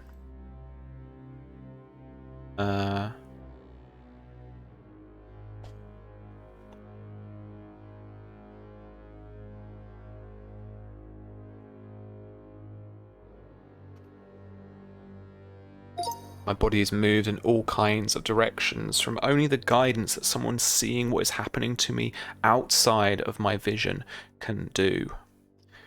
But it's a stress on me, and it's a stress on the muscle and the sinew in it.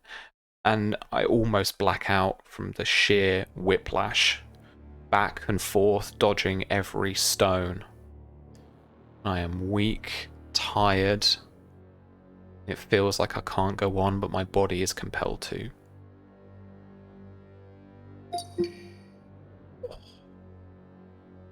Another clash. Or, what's battle? When you fight a battle and it happens in a blur, envisions your objective.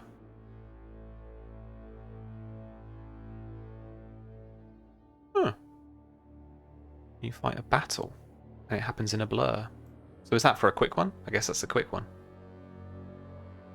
Progress move. Alrighty. You make a move and take decisive action. Score a hit. You may resolve the outcome of this fight. If you do, roll the challenge dice and compare to your progress. Momentum is ignored on this roll. Ooh. I can take stress. You'll pay for it. An objective falls out of reach. Others won't forget. You're marked for vengeance.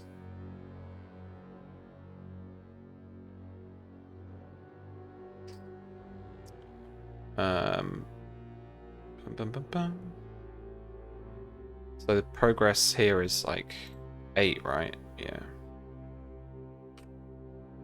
I could fail this pretty easily. No, okay. Strong hit. Good. Good, good, good. On strong hit, this foe is no longer in the fight. They are killed, out of action, flee, or surrender as appropriate to the situation and your intent. Okay.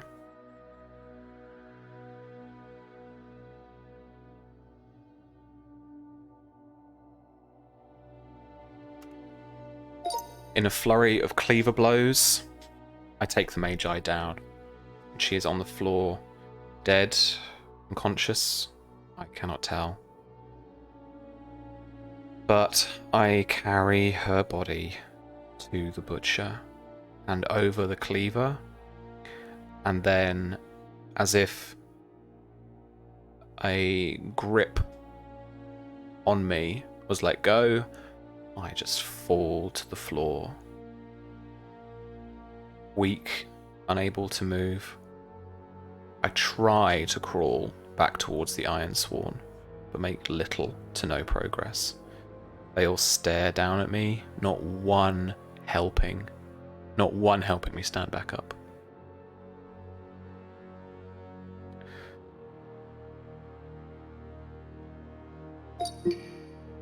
What's her name again? It's not Matuk, Kulan. But then Kulan's hand reaches down for mine, and she pulls me up and takes me back to camp. Now, a little way further away from the town. Oh man, this was awful.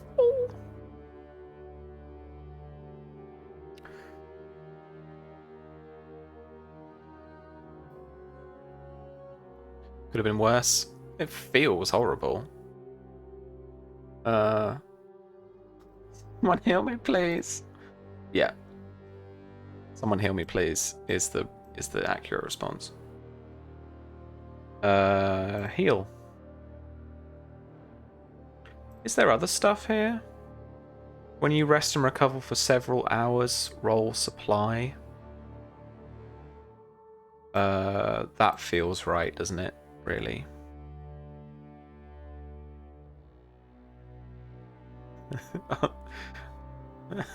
Things aren't cool if you aren't dragging your own carcass out of a battlefield abandoned by everyone and everything you know and love. Yeah. I just wanted a happy time. Okay. Roll with supply. Okay. What else can I roll with? Oh, Wit's Wild Blood. Alright. On a weak hit, choose 1. Yeah, wife and kid aren't. Well, the kid won't remember it. Like, he's literally a baby. The wife, though, oof. She'll get her vengeance. Can choose 1. Take +1 health. Cool. +1 health. Great. Can I just keep spamming that? Is that a thing I can just do? I don't even know. Okay, they've got to travel on.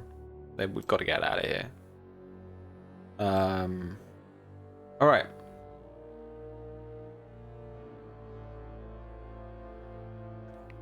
So we have a fucking sleepy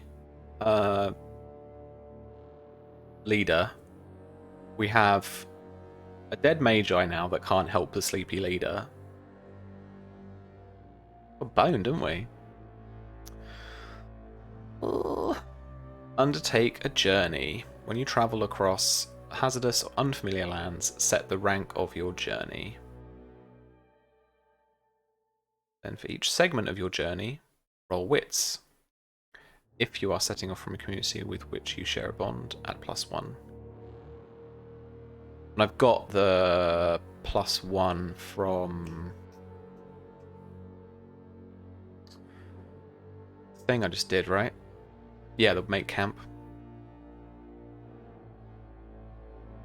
On a weak hit, you reach a waypoint and mark progress, but suffer 1 supply. You make good on your resources, mark progress. You move at speed. I'll choose 1.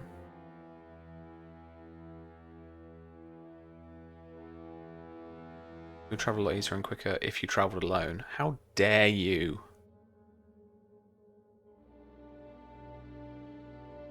There's the vow. The vow is the wife and the kid. The vow is the new family. Yeah, that's the vow. I've got to travel. Shut up, Lloyd. Okay. I'll undertake this journey. I'm really hoping for a strong hit. This is our new family. My God. Oh God. On a miss, you are waylaid by a perilous event. Pay the price. Pay the price. Come on. Your action has an unintended effect? Like what?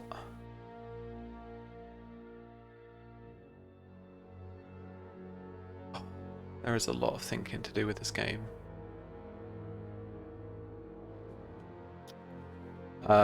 Let's have a look, shall we?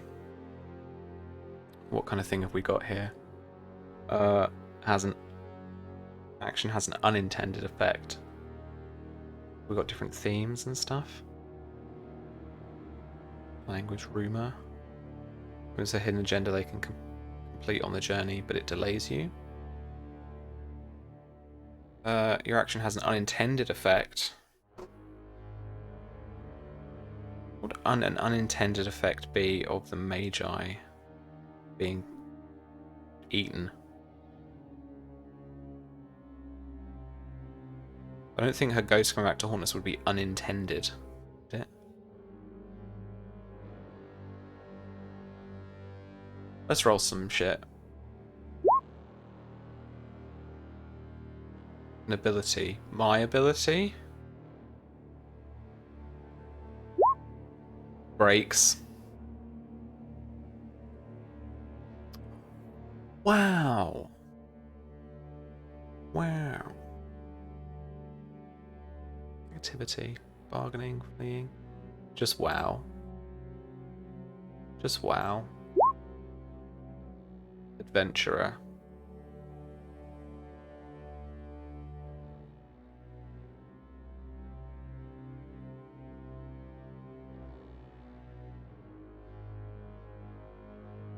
Okay, I need to envision, why can't I say that? A new location. Well, Peaceful Spring. Oh.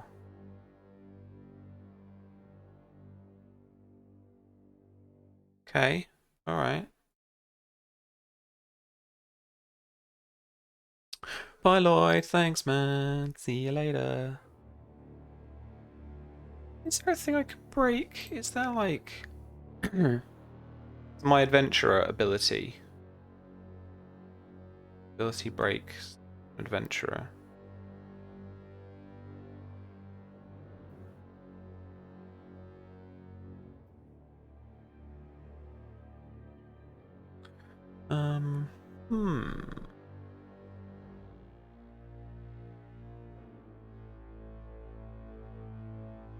I mean, I literally want to take one of my abilities away, but I don't think that's a thing you can do.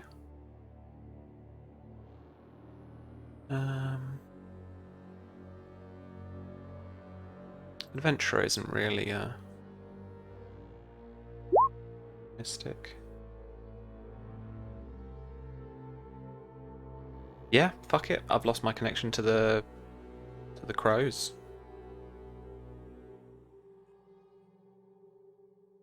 All right, let's write. Boop.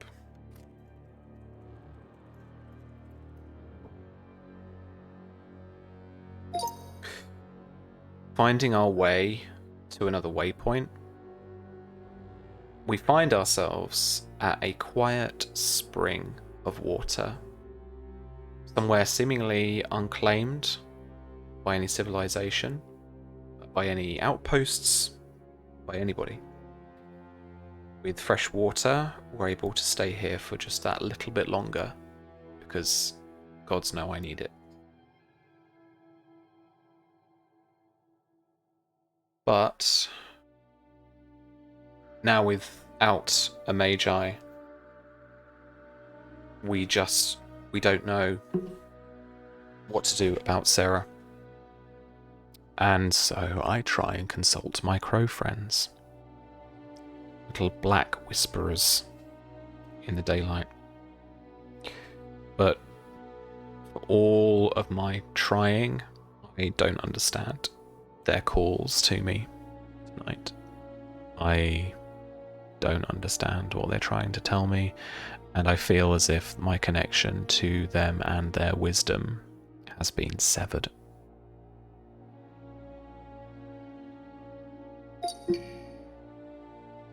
Oh, God. Let's try healing in the spring. Let's try healing in the spring. With fresh water to wash my wounds. It's my hope that I can heal the wounds that I nearly succumbed to, thanks to the butcher.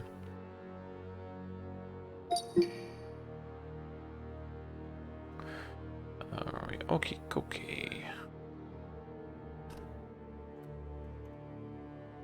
Yeah. Okay. Heal. And your own roll. Wits plus iron. Wits or iron. Whichever is lower. Wits, iron, wits. Yeah, man. Fucking that's what I need. Where's the nice watery bit? Oh, yeah, I've got some nice watery music, I'm sure. Quiet Cove. Let's try that, I guess.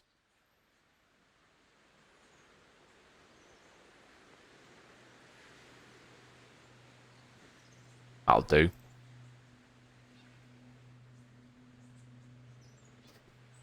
Okay. So on a strong hit, your care is helpful. If you, or the ally under your care, have the wounded condition, you may clear it, then take or give up to 2 health. That sorts me out.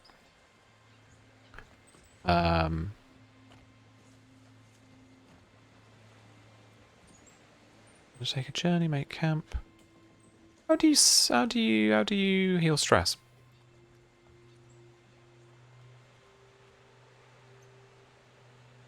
To supply. Okay, you can take +1 spirit. Or make camp. Let's make camp. Water, thankfully, seems to do its work. And so we make camp here for longer than we really would have liked. Let's make camp. Drop supply. Oh my god. Wanna miss you take no comfort. Fucking hell. It's a killer. Oh my god. Pay the price. Okay. A new danger or foe is revealed. Let's consult the oracle. Settlement trouble. Roll twice. Lost caravan. Stranger causes discord. Oh, okay. We could be a lost caravan. We are a lost caravan.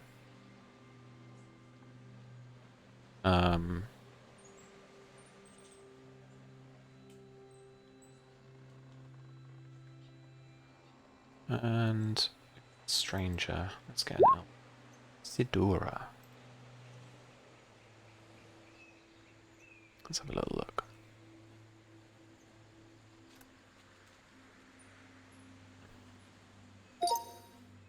Another caravan? It's spotted on the horizon and seems to make our way towards us.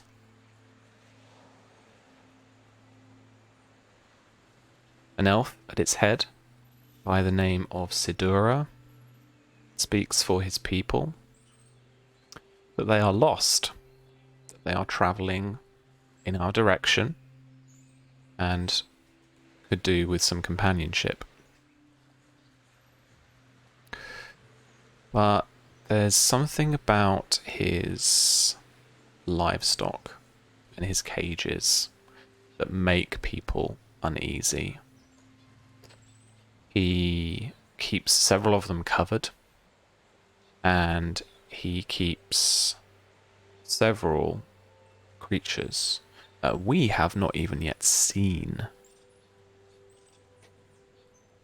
He also keeps some stock, some animals that aren't intended for eating. Whether he eats these pets or these sentient creatures, we don't know. But there are a few who don't think that he should be travelling with us. However, I think that there is strength in number, and if there is anything that we can do for them, we should help. Like allies. We could make allies. We could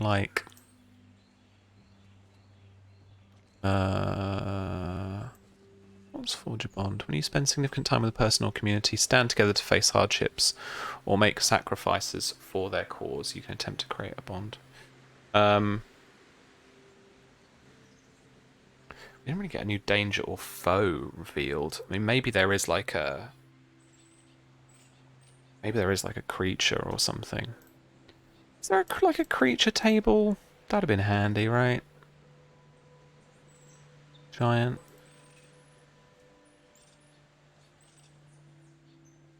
Baru. Delve rules have them. Okay.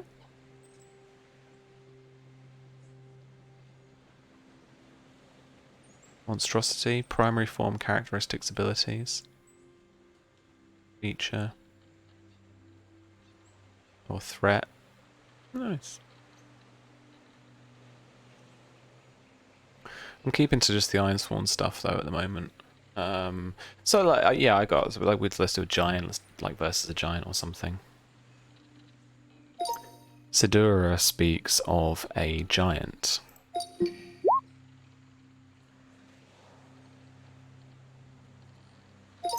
Name Haidu. Haidu has been following them for a number of leagues now. Keep clicking off the thing.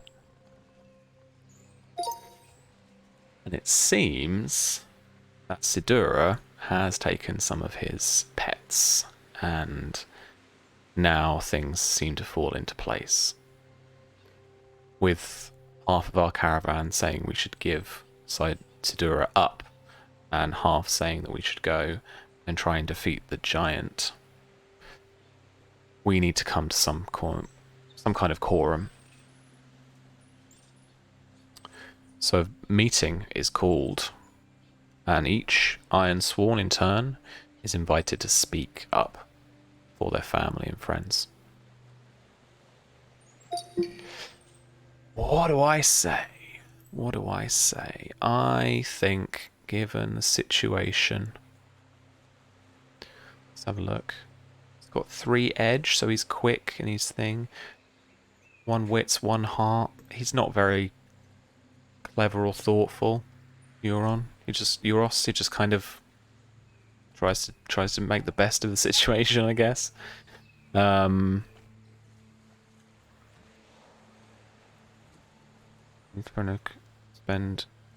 time in a community seeking assistance.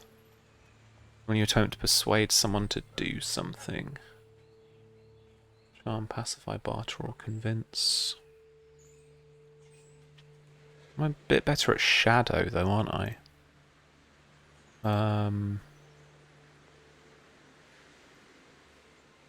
What other moves have we got here that we could do? Gather information, so conduct an investigation. When you assess a situation, make preparations or attempt to gain leverage. Oh, do you know what? No, this is Ask the Oracle. Let's do a 50-50.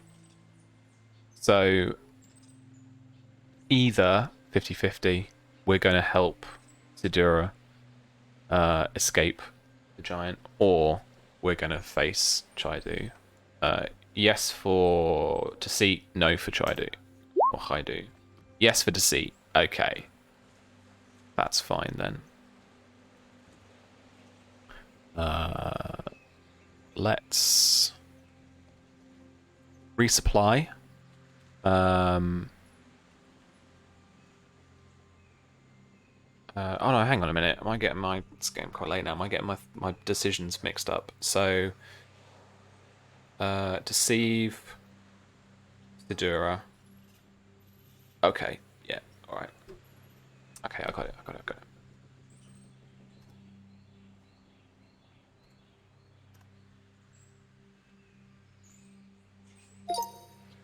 The discussion and the decision moves quickly to dupe Zidura into thinking that we are going to help, but in fact give him up to the giant.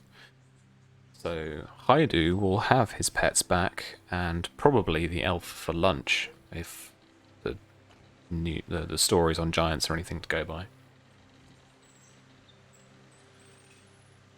And I've been made part of the group to sneak to Haidu's position, try and track him down in order to convince him of this plan.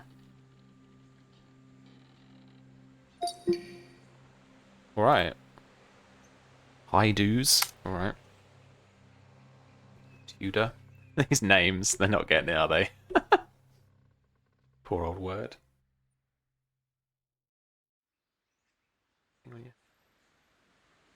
Alrighty.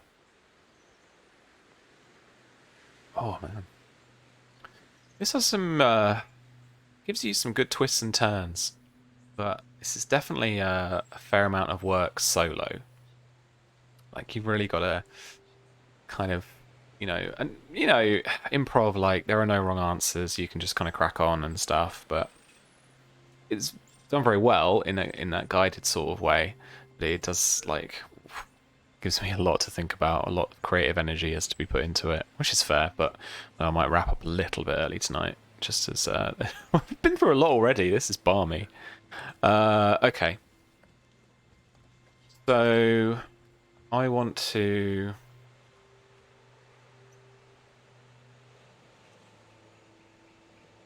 I don't want to secure an advantage, that's fine. I want to resupply for... I don't think I'm going to have a spear anymore. I reckon I can get a shield from the guys, from the rest of the Ironsworn that are here. But I'm going to try and get a bow instead, because I've got good edge, and so bows are edgy.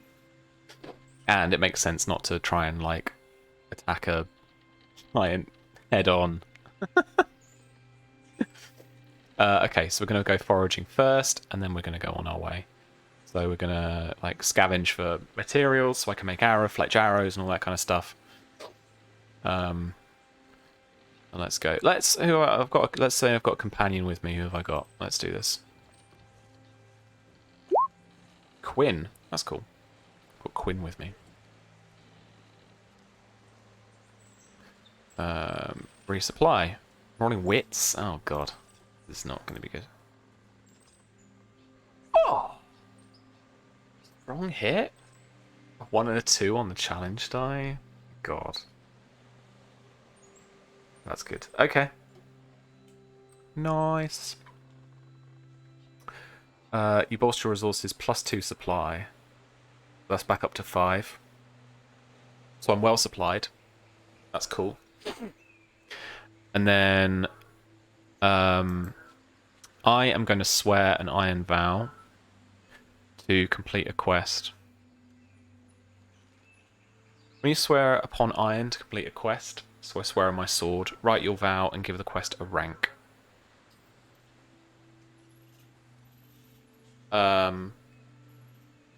This doesn't really make contact with the giant.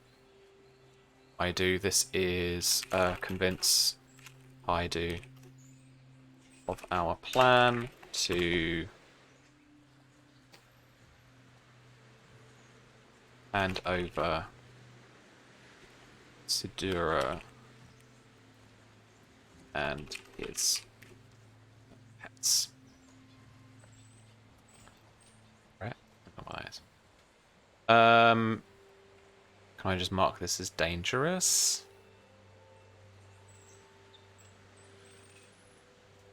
Or is it troublesome? On a little bit of guidance here. Let's have a look at the rulebook. Challenge ranks. When you swear an iron vow, a progress track represents the challenges.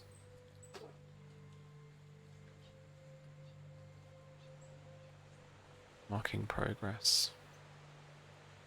Whenever you successfully move towards your goal, you partially or fully fill your box in the progress track.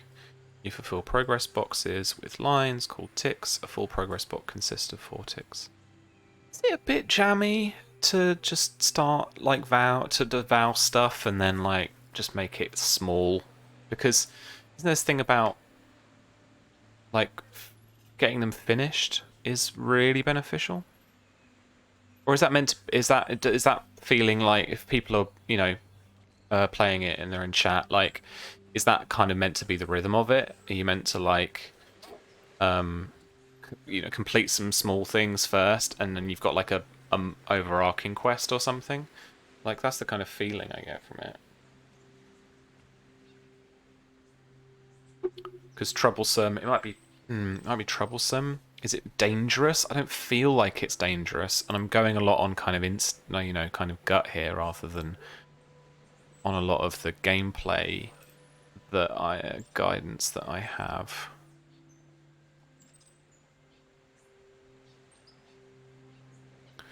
Do your mass advantages.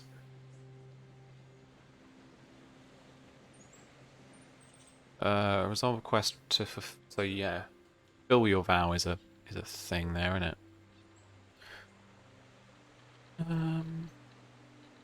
Progress rolls. Yeah. Okay. Well, I'm gonna do that anyway. I think I'm gonna make this just a troublesome thing. It's a short task. It shouldn't take too long. Swear upon the only slip of iron that I still have available to me, which is my short sword, that we will be convincing this giant of our plan, getting him to understand, and then handing Sidura over to Haidu.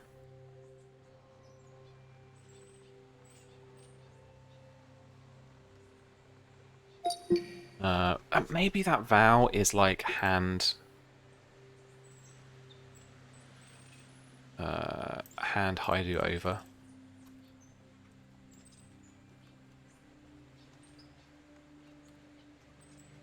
No, Sidura. Over to Haidu. So he can recollect his pets. Now this feels a bit more like a thing. This feels a bit more dangerous, right?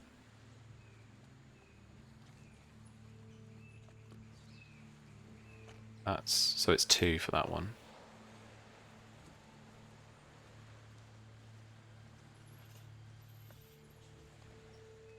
Yeah. To be fair, we've been making progress on this actually. Find a new life. Like we're actually journeying, so I think this we've made 2 like progress so far, or maybe 3. This is going to take forever, this one, but this is the overarching plot, right? So you're right, like Velen, yeah. So you've been marking progress on those things whenever it is connected. Yeah, okay. So how many times have I actually travelled then? So we travelled maybe a couple of times before the town, and then we travelled again to here to this spring. Okay, so that's that. Okay.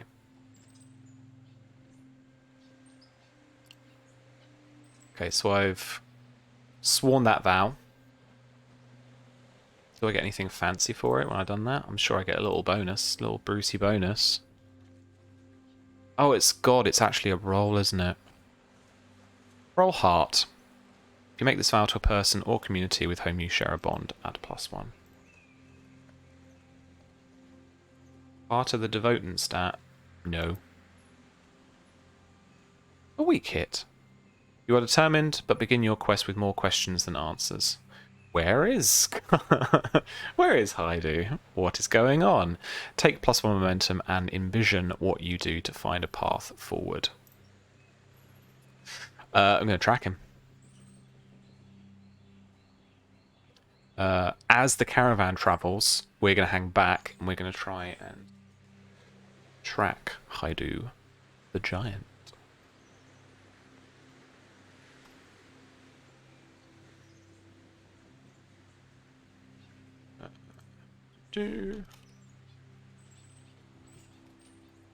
Haidu, the giant.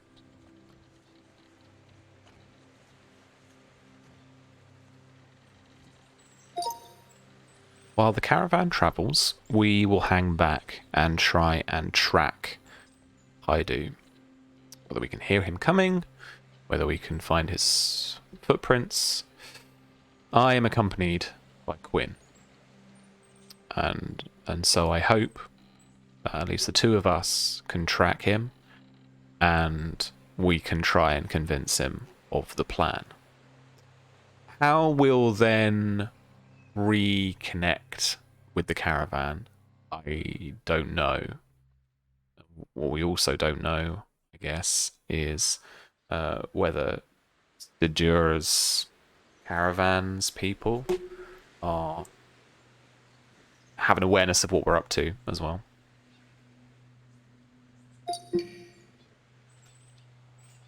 Alright, let's roll. Gotta get more wits, man. This is rubbish. Wits. Burn momentum for a weak hit.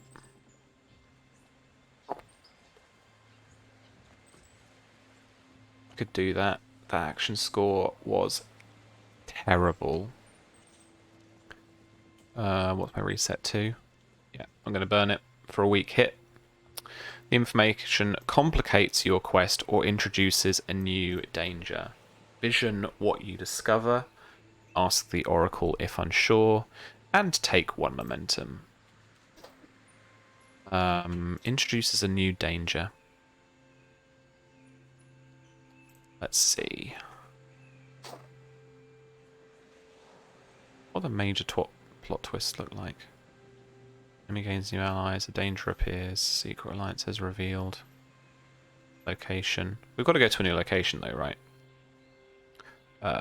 Descriptor, location. Ancient pond. Hello, kitten. Screaming about. Ancient pond. Alright.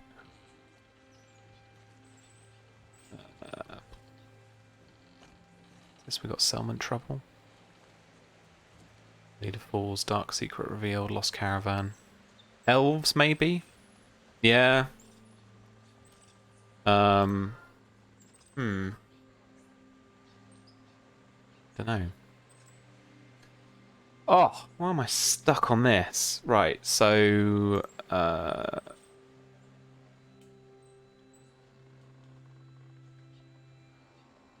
Yeah. I mean, we could find him, and there could be elves like attacking him or something.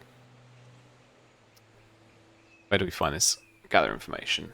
Information complicates your quest. Introduces a new danger. Envision what you discover. I've got an idea, actually.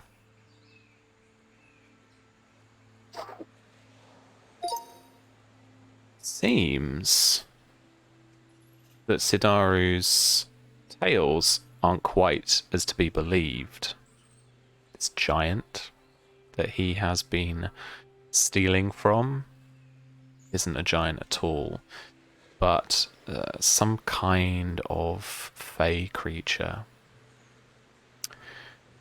The appearance of an elf, but bathing in an ancient pond. The giant's footprints seem to stop here, where this elf has gotten into the water, and there are no other tracks anywhere else to be found. I wouldn't even be sure if he had the same power as the Magi, the same power ability. He is probably much more scholarly, or even some kind of supernatural creature that we must somehow now convince of our plan without dying, without succumbing to some kind of strange, ill-fated agreement. I have heard stories about fey creatures, and this looks like to be one of them.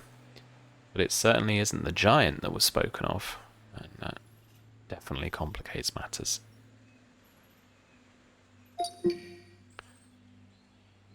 Sometimes, well, I think a sword is given to you from an ancient pond. Yeah. Absolutely.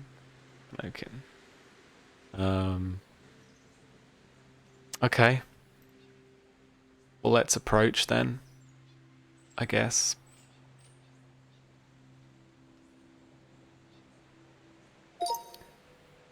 We approach the giant, and we declare ourselves, state our names, and they don't seem surprised. They seem tricksy in their words and what they say to us. I'm more concerned by what they're not saying, the few words that come out of their mouth. But we have some kind of accord, at least, to talk. So we are plain as we can be. Tell them about the plan. We tell them about our caravan's connection with Sidura. And we wait to see what they say.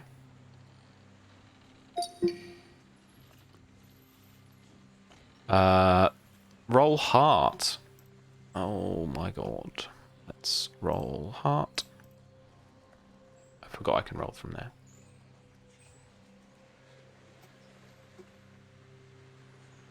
Oh, a miss. Okay. They refuse or make a demand which costs you greatly. Pay the price. Something of value is lost or destroyed. I mean, something of value to a caravan like ours would be... another creature. One of our own. Like a mule or something. Which means we're going to be slower. And that kind of stuff. Cool. Alright. And it seems the only way that they will agree to go along with our plan is to take some of our own animals too. Thankfully, we only have mules, nothing too valuable, really, in terms of the earth. But it's valuable to us. We'll be much slower, and we won't be able to carry as much food or water on us. And it will be the Ironsworn that will have to take up the weight. Still, this is the best that we can come to. And it's the only way that we'll be able to get rid of Sidura.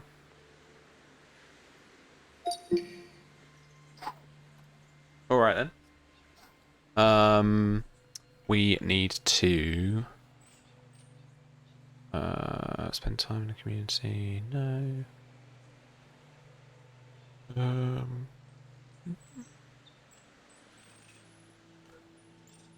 Reach a milestone.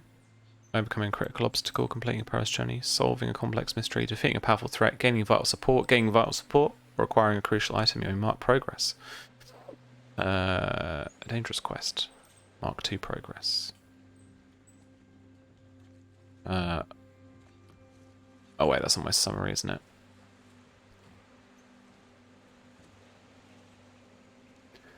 Is that move meant to be for vows? Yeah, it is, yeah. Right.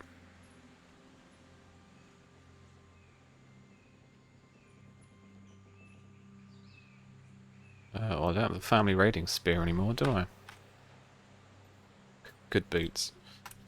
Bow and arrow.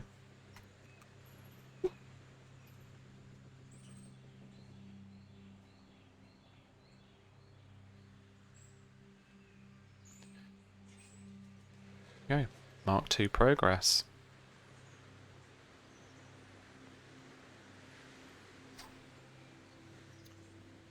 What do we want to do next? I want to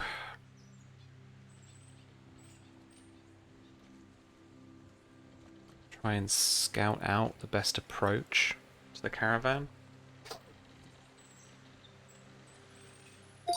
Spending the next few days to catch up, we are going to try and figure out the best way to intercept the caravan and to play into a trap.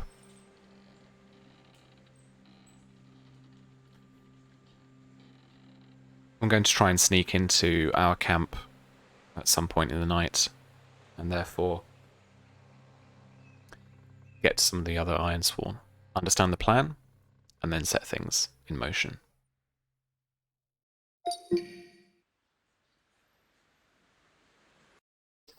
Right, this is Thieves Guild, this is sneaky stuff, right? Let's do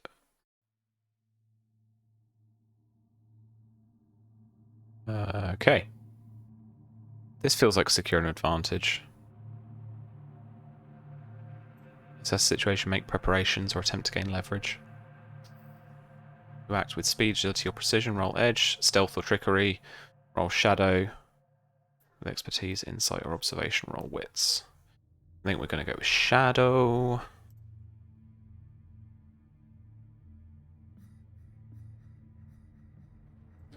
Shadow. Do me good, shadow. Come on now. Weak hit. Okay. Your advantage is short-lived. Take +1 momentum.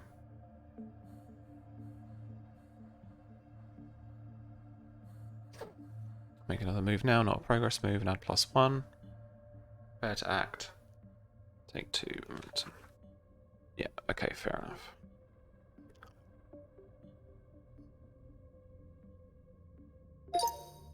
We managed to find the caravan well, just before evening. And so we make our way around to the other side, where Sidura's caravan isn't. At night, we sneak in, learn of the plan. We are to act like raiders. And, funnily enough, Haidu thinks he can transform into something equally as unpleasant for us to be raiders. When the caravans are defending themselves, we'll the Ironsworn will actually make a sway towards Zadura, and then we will hand him over. It's simple as that. So they say.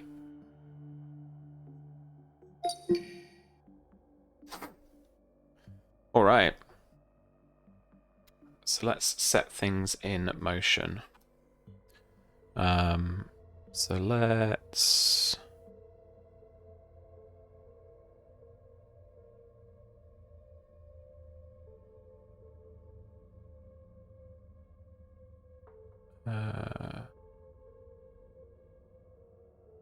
we've got a little bit of time to make preparations. In the morning, we'll attack, so we can make camp for tonight. So let's roll with supply, which is good at the moment. It's a weak hit, so I can pick one of these. I will take another spirit, so I'm feeling better about things. And then when we go into camp, we will face danger. We have a chance overnight to rest until the dawn when we attack, and so we do. And it's a strange evening of strange stories from our elven friend. None that I particularly like to revisit or retell. But in the dawn, we set ourselves up and we strike. The caravans are a swirling commotion of people readying weapons, the animals all screaming in alarm, and the Ironsworn making that move. We play the fool, we trick around, we do all we can to spar and to joust, but not actually inflict any damage. And then a flank of Ironsworn make their way up towards Zadura.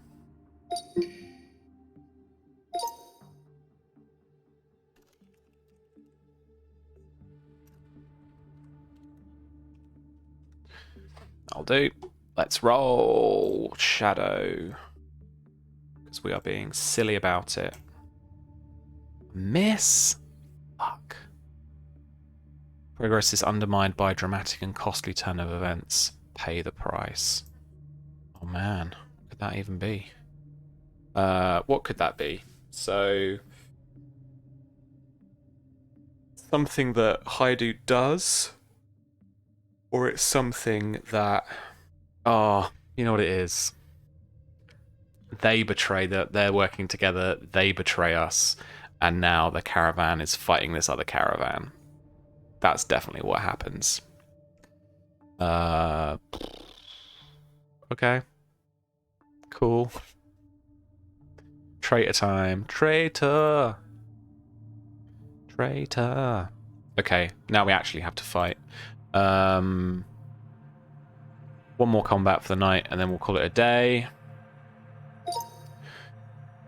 Turns out they're both traitors, and now, yet again, the caravan is fighting for its own survival. I grasp my short sword. No, I don't. I grasp my bow, taking it from my back, ready to notch an arrow, and release it towards our elven friend.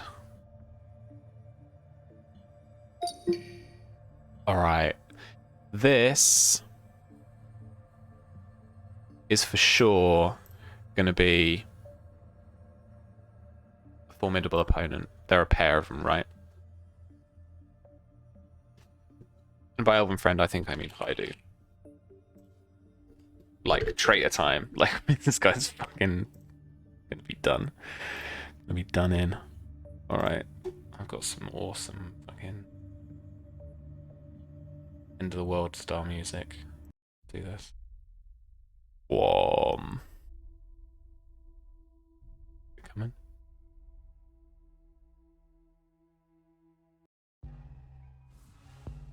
What end game? Let's do it. Alright.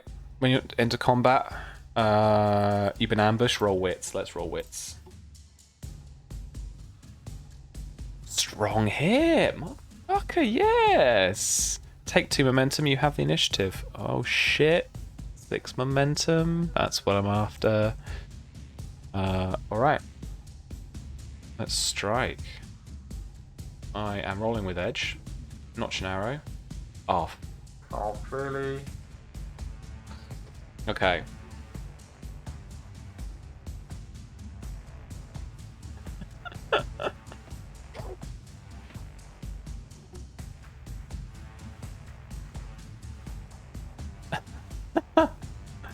Oh, guys, I know you're with me on this, but it's hard going. Oh no.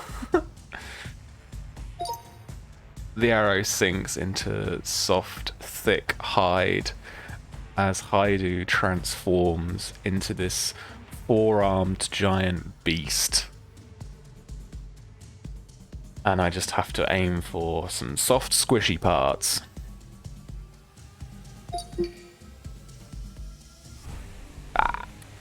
Alright. So I missed, that's a complication. And so now I don't have the initiative anymore. If you fail, you must pay the price, and your foe has initiative. Pay the price is the most obvious negative outcome happens. I need to take harm because I failed. Because it's combat, so I need to endure stress.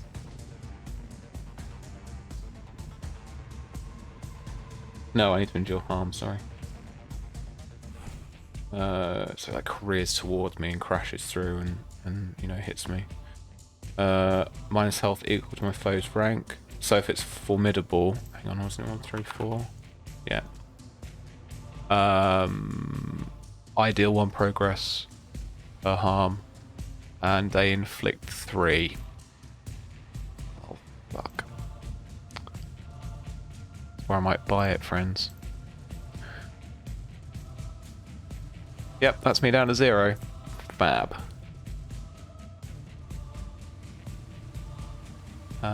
Then roll health or iron, whichever is higher. Iron.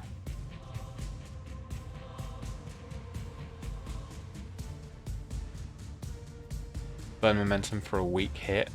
What's a weak hit? You press on a miss. You also suffer -1 momentum. If you are at 0, yeah, I'm gonna burn it. Okay, I'm gonna burn it. Okay, I press on. I'm definitely burning it. Clash. If you exchange a volley at range or shoot at an advancing foe, roll edge. I will. Oh my god. I will pay the price.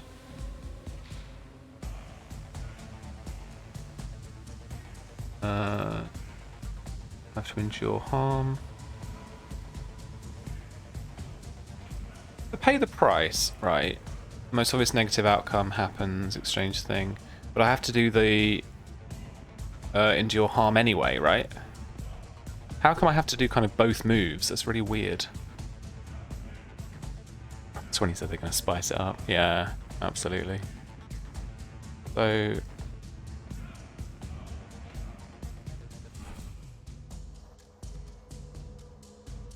when you face physical injury or hardship, make the endure move. As part of that move, reduce your health track by the amount of harm suffered. There are 5 ranks of harm.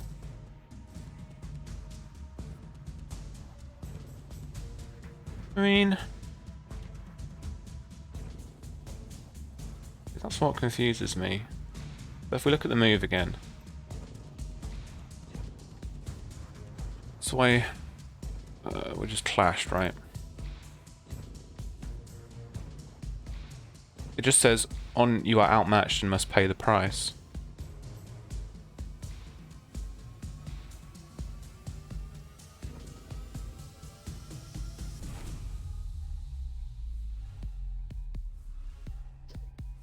So is the negative outcome being hurt, you know, basically, rather than it just be automatically you always just suffer some some hurt, you know.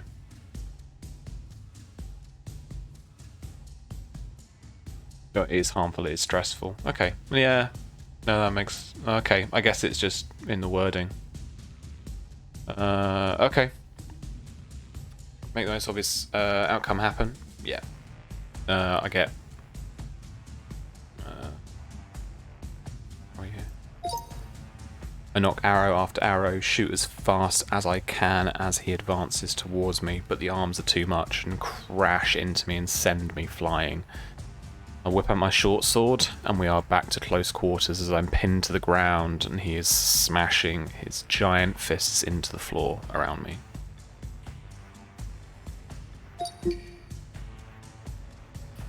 Well, it's Flash again.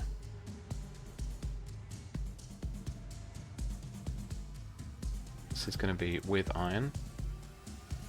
A weak hit. You inflict harm, but then pay the price. Thanks, Loku. See you soon. Pay the price. Your foe has the initiative. Oh god. If I get harmed again. I mean, this is just nasty. Just really nasty. Endure harm.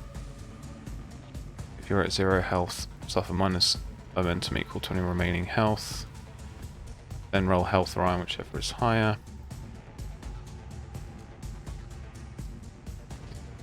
Weak hit, you press on.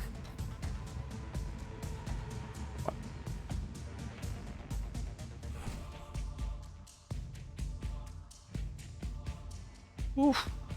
Okay. Clash, another clash. Unless it's time to try and turn the tide.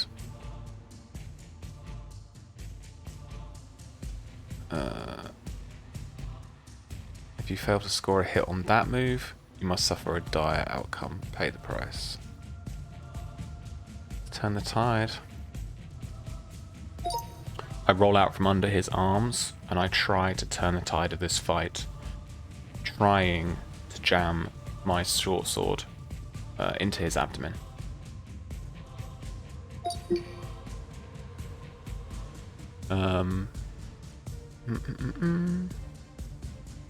Okay, so if I lose the next one, if I don't score a hit, I'll pay the. I'll suffer a dire outcome, but I get +1 to it, and I'll take +1 momentum.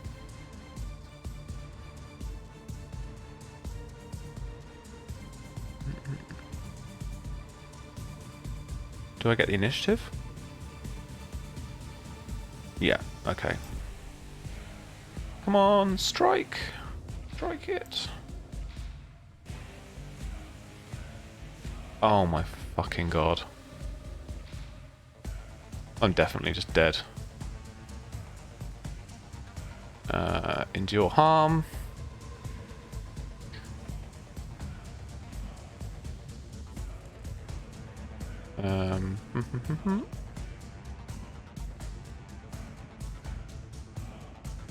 This just goes miss, weak hit, miss, weak hit. I'm still pressing on, but still just fucking dying. See, now I'm in just like a loop of clash and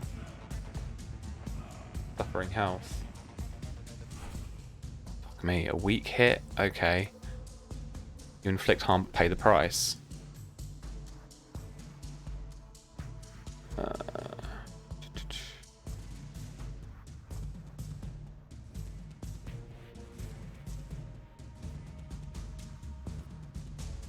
No. Oh god.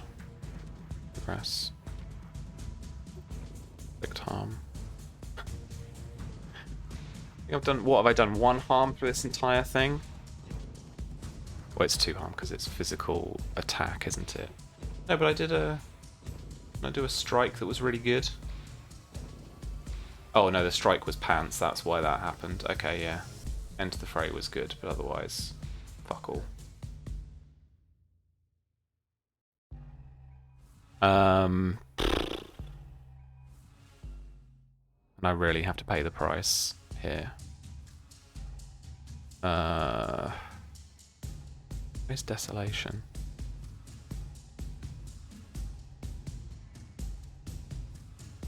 What's the brink of desolation? Roll heart.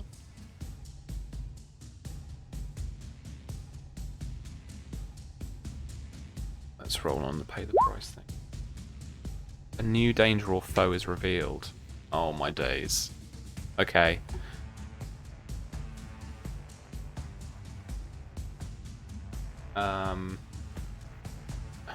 God, okay, yeah.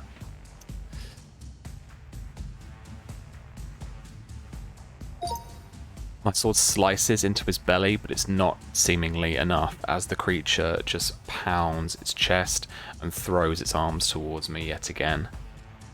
And then I hear the stampeding. The cages have been unlocked.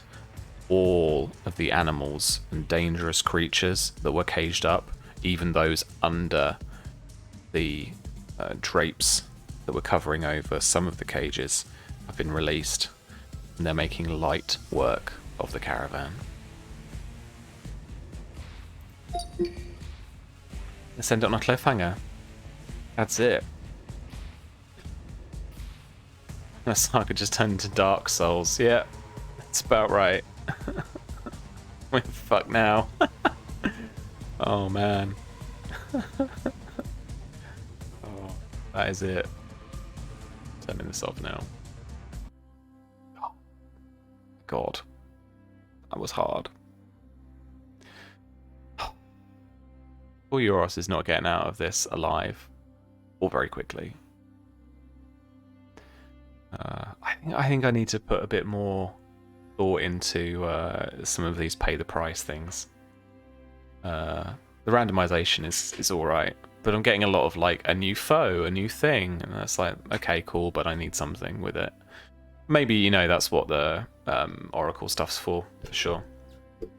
But thanks for hanging out with me. I know a fair few people have gone since we started, but it's good research for me, and I wanted to play this anyway, so it's a good excuse to keep it going if I had to stream it as well. So yeah, stick with me. I'll be playing it for probably a couple more weeks, give it a go. But we want to go back to some of the spy game stuff, so I'm going to reach out to the cast, talk to them about that.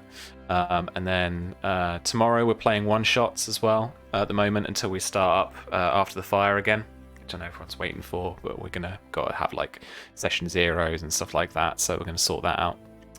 And then, yeah, no Saturdays, because after the fire is going back to Thursdays.